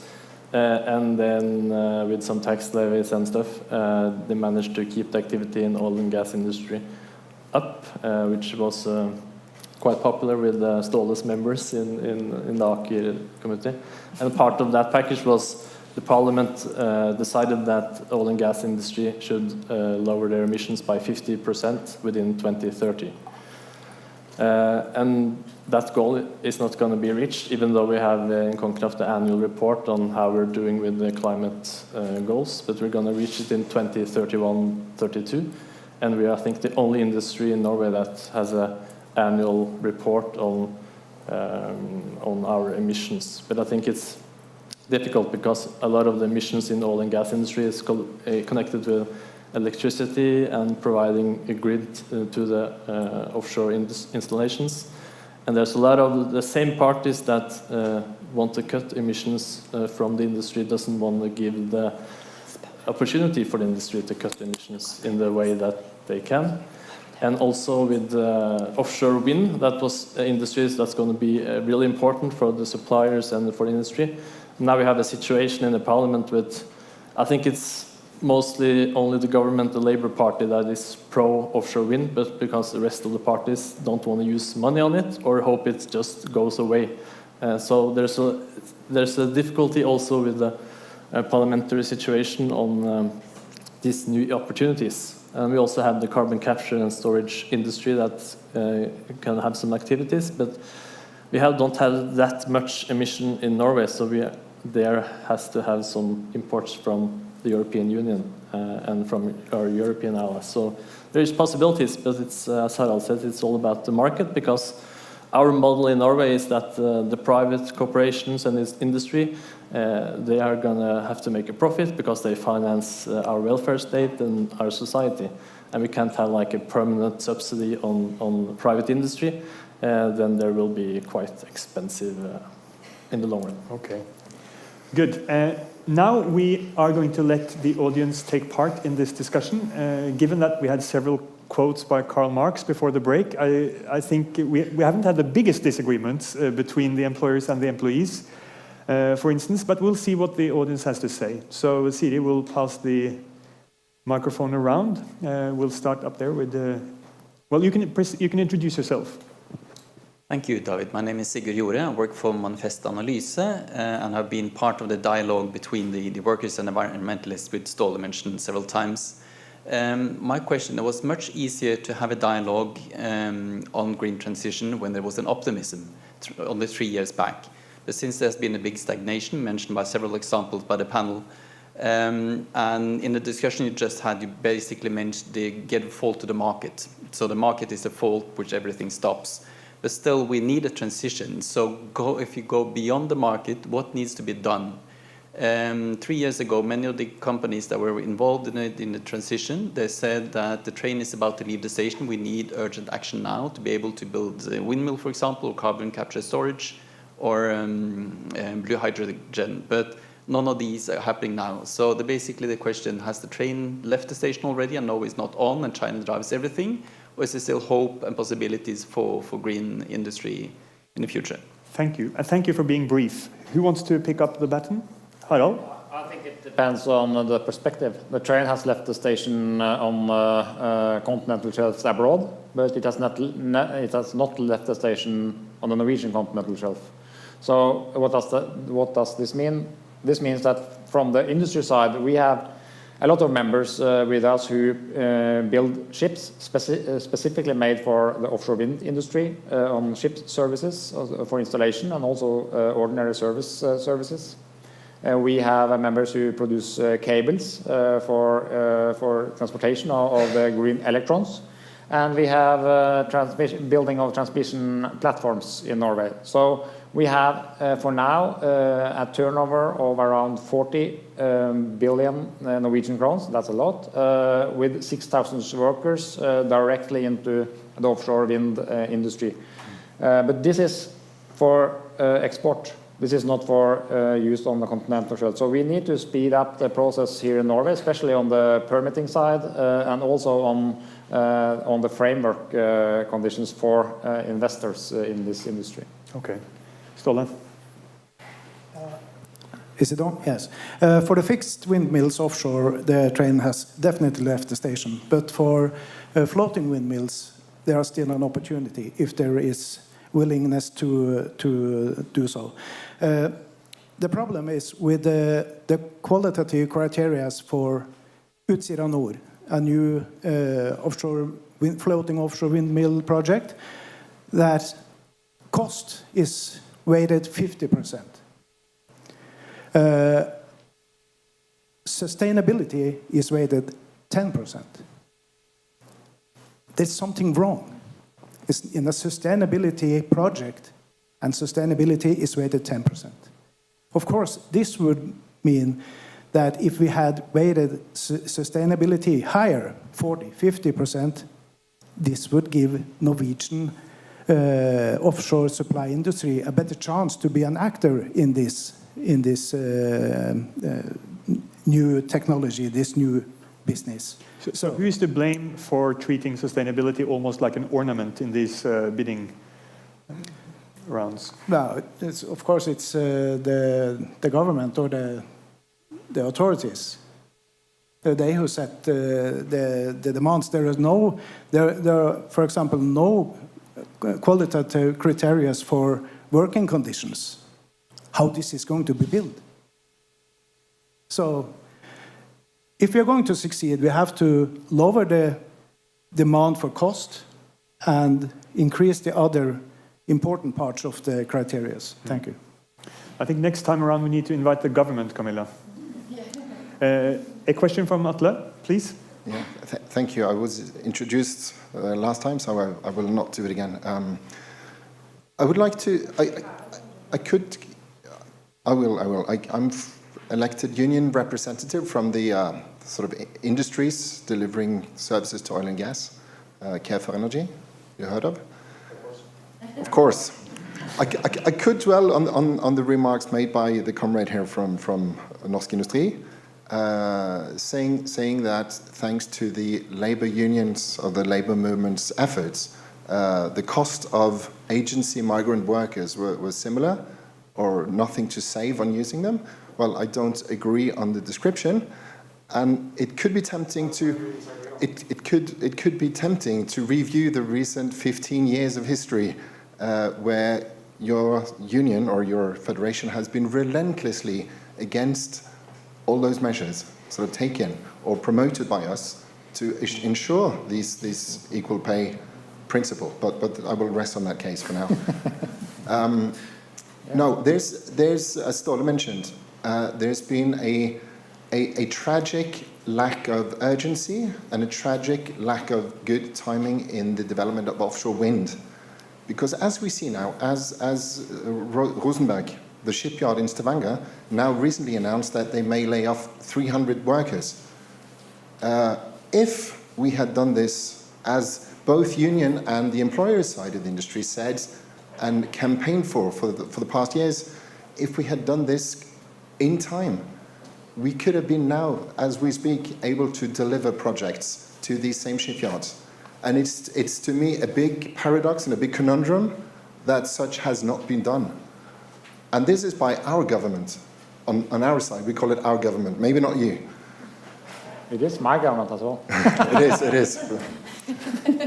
But still, despite this, we now get from the populist right, we get a campaign against everything that smells of green or that smells of anything but oil and gas. And that has created a sort of a unified front still, though, against her campaign, against everything that can provide us with future jobs.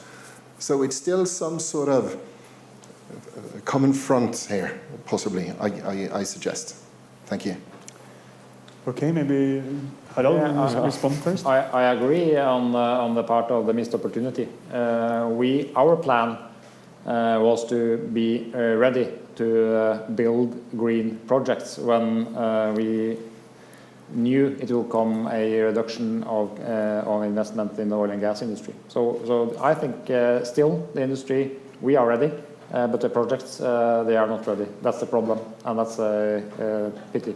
And on the history side, I totally agree. We didn't support the strict measures on hired workers from the employer side, but still they are there. So I still will argue that today the need to hire workers is more about capacity than a race to the bottom. Sindre? I think to bridge a little bit to our foreign friends that were here earlier, I think there's been a missed opportunity in many countries, and more importantly in other countries like in the north of England and Scotland, because there you were more reliant on these activities coming faster. And with the rising costs in windmill production and inflation and all this that everybody knows about, it's been quite difficult to calculate these projects in. And make no mistake, all new value chains and industries that are not oil and gas based, maybe like inside medicine, is not going to have the same profit margins as oil and gas has, and that makes it difficult with the energy prices and how things are going to be. But I think it's a common challenge now with like ocean wind that can be a really big new sector for our supply chains, but we have difficulties on the populist left side and the populist right side, because I think the only party now in the parliament, the Labour Party, that's want to use money on new offshore wind projects, but none of the other parties really campaign for it or want it. So that it lacks a cohesion between the new energy and using money on this to get over that edge. But I'd like to push you a little bit on, it seems like all three of you are quite reluctant to connect the tax stimulus package that you mentioned in 2020 that did raise the activity levels and the lack of contracts in green and renewable industries. Do they not relate to each other at all, those two decisions or processes, as you see it? Would it have been different without that tax stimulus package or the size of it? Ståle? Without the tax package, my workplace would have been laid off. It would have been gone. It would have not existed anymore. So of course, it saved now 1,300 people's work. And one employee at my yard, he gives the opportunity to have three employees in other businesses in the local area, both in the public and in the private sector. So, of course, there would have been a lot of different. I don't think we have had the opportunity to be a part of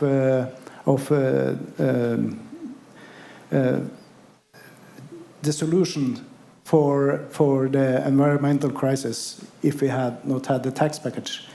That's one of the problems with it, is that one of the issues with the tax package was that we were going to transition and they were going to give us the jobs, but they don't come. So there is the problem that they are going too slow with the framework and giving out new areas to develop. Okay. Because of time, I will allow for one more question from the audience, and then all three of you will have a chance to respond. Please. Thank you. My name is Juni Katrine Lie, and I'm a PhD candidate in sociology at the University of Oslo. And I work on a project on industrial change in 2 small local communities in eastern part of Norway. And I'm kind of wondering from the conversations today, like we're talking about this kind of hope that there will be almost like this diffusion of all these kind of oil workers into green jobs. Which I think Camilla mentioned that, those kind of jobs are not really sort of popping up and might be more insecure. So I was just wondering, like, it might be a bit on the side, but if you guys have some thoughts on like what other sectors might be kind of desirable, or like where else can these workers sort of go? I think, military industry is like one line, and the service sector, of course, needs a lot of people, but will these sort of men want to work there? So it's a broad question, but yeah. We'll start with Harald, and then we'll walk our way through the panel. Yeah, I think you mentioned it when we discussed this with our members. I see a very quick uptake of interest in the defense industry. And we can discuss whether that is just transition. It is probably a sad transition, but I think that the huge investment will be put into the defense industry, both in the maritime sector and also when it comes to technology and other on the supplier side. I think that will be the driving force going forward. And that's definitely a problem when it comes to the yards, because it is for an offshore yard who could be transitioned into, for instance, offshore wind production. There is no possibility to transition the same yard into defense capacities in an easy way. So I think there will be transitional issues going forward, definitely. But I think we have to be aware on the huge increased demand on the defense side. Great. Ståle? Yes, of course you could use the workforce in different areas, but not everybody could be in the public area or in the service area.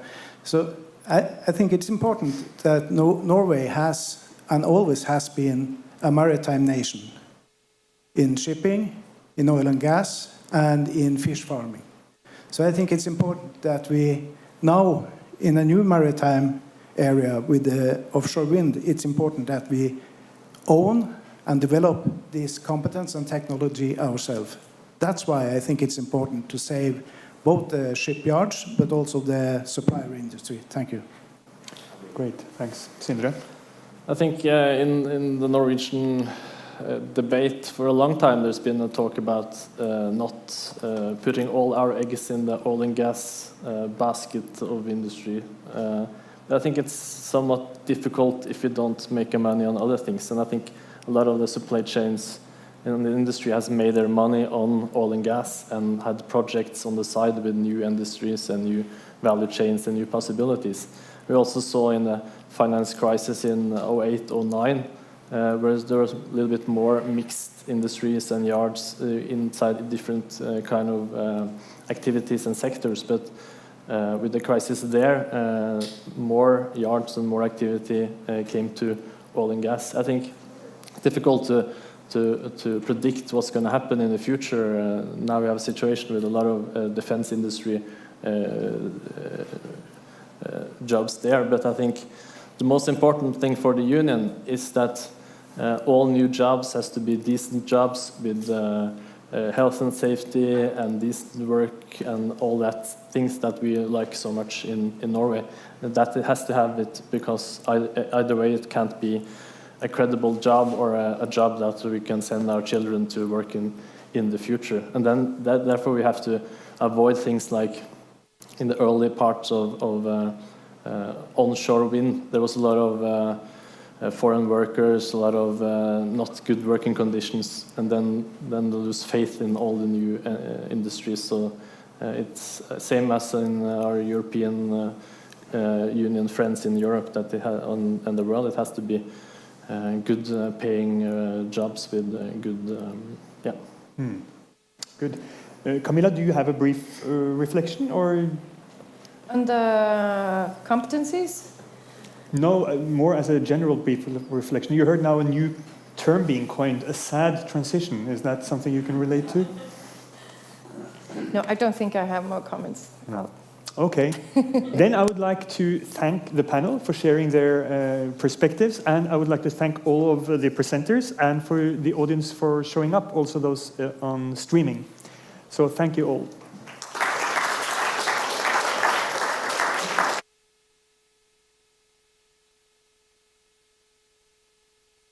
Because I'm not much of a fan of gifts generally. Because of sustainability, we're all supposed to reduce our consumption, etc. But this one will also prepare us for more rain when more climate change comes. So, it's a good use of hydrocarbons. Exactly. So thank you again, all of you. And for the audience, we'll continue doing all kinds of research around the green transition. So follow.